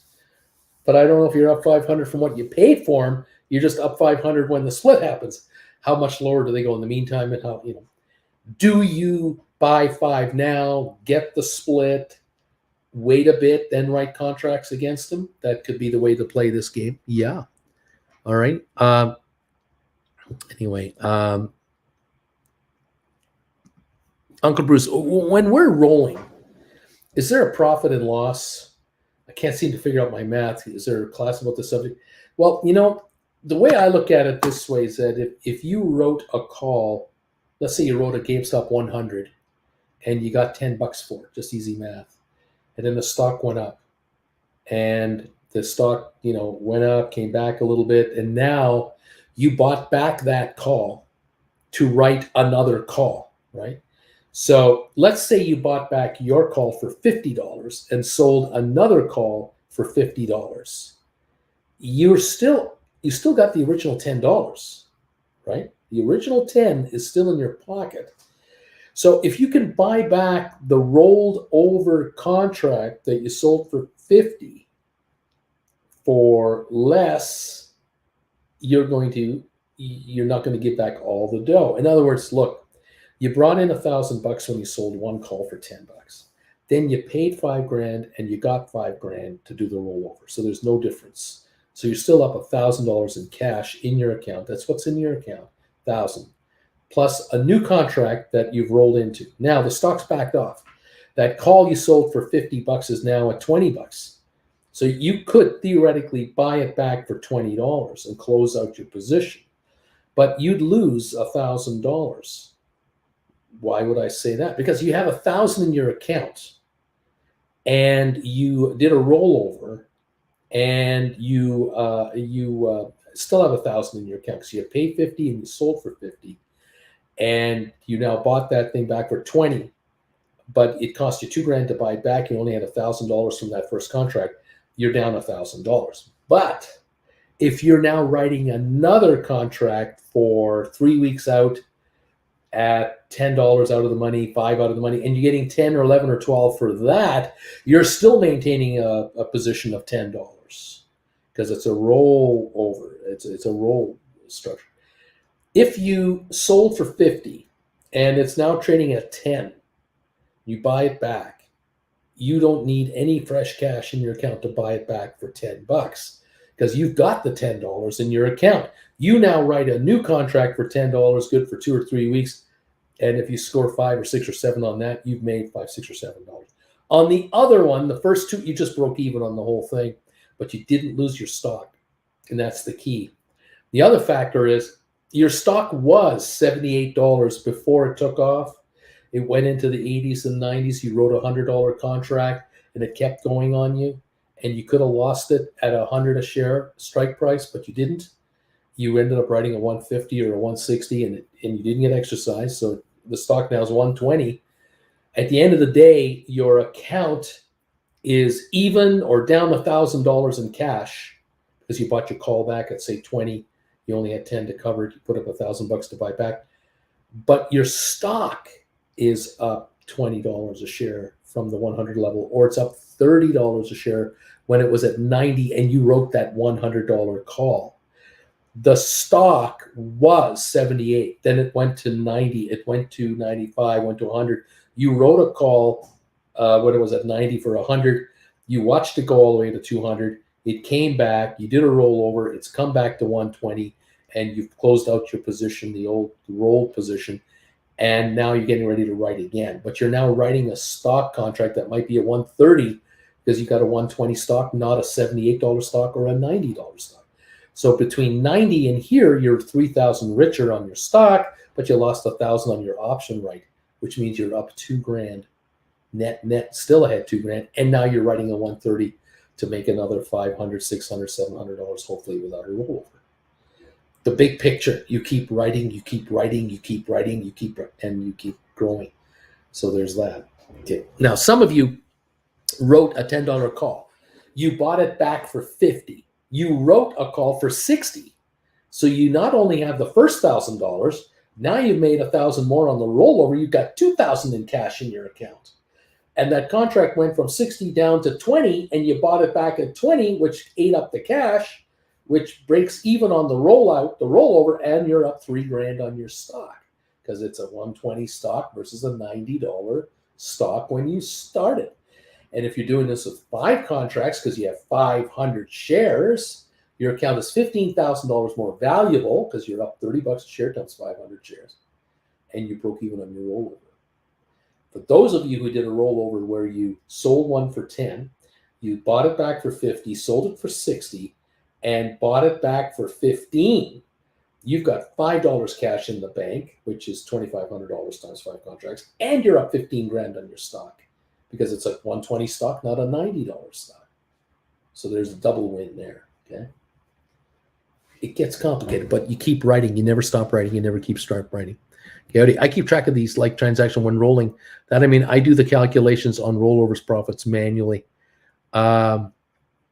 Let's see.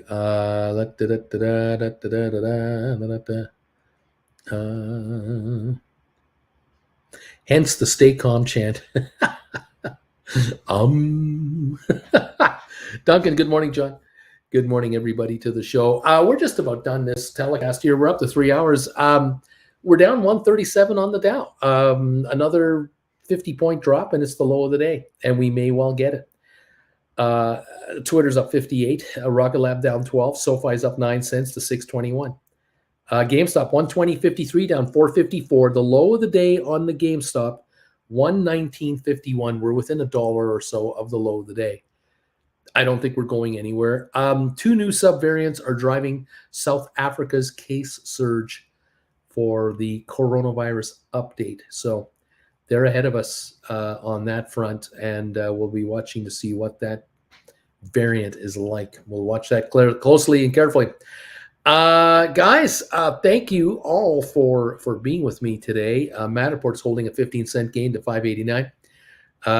ME up 6.5, Spire up 3, Smart Rent down 14, Pfizer down 63, and Hewlett Packard down 47 cents. I don't know why I keep calling it Compaq, except that I see the HPQ symbol, PQ. I see PQ and I think Compaq, PQ, because wasn't Compaq CPQ the original way back when? Compaq computers? I could be wrong. Something in my brain won't let me call that Hewlett Packard. I don't know why. In any event, the markets are mixed, but we're negative on the Dow now, 156.92, 30 points away from the low of the day, and we're headed that direction right now, it would appear.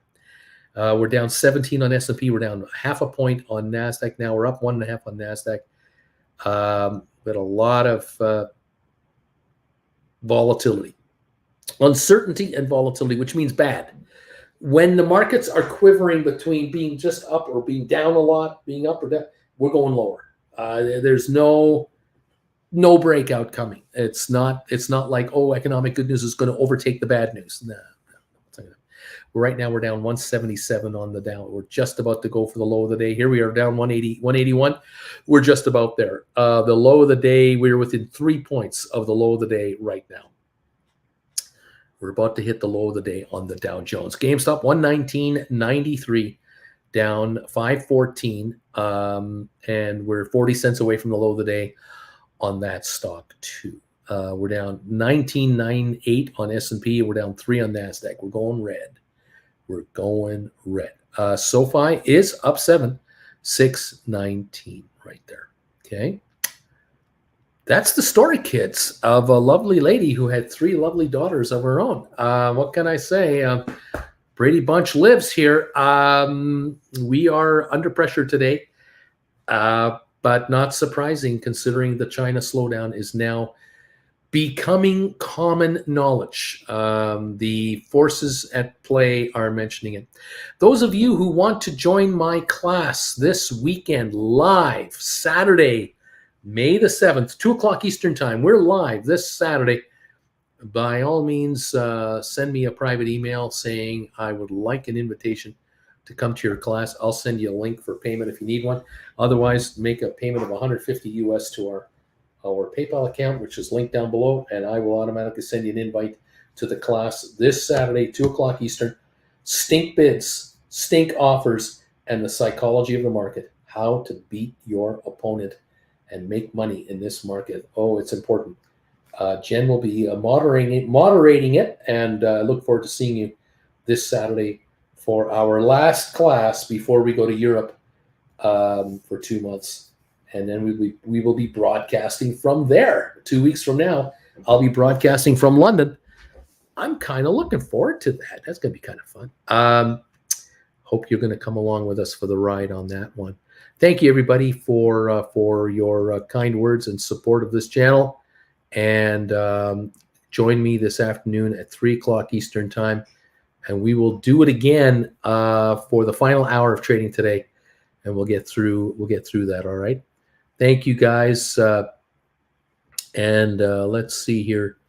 HP bought Compaq in 2001. Yeah, isn't that something? The irony of it, right? That's why HPQ is a symbol, I guess. Compaq. Anyway, I'm ready for SoFi to take me away, says 99 Nation. Right on.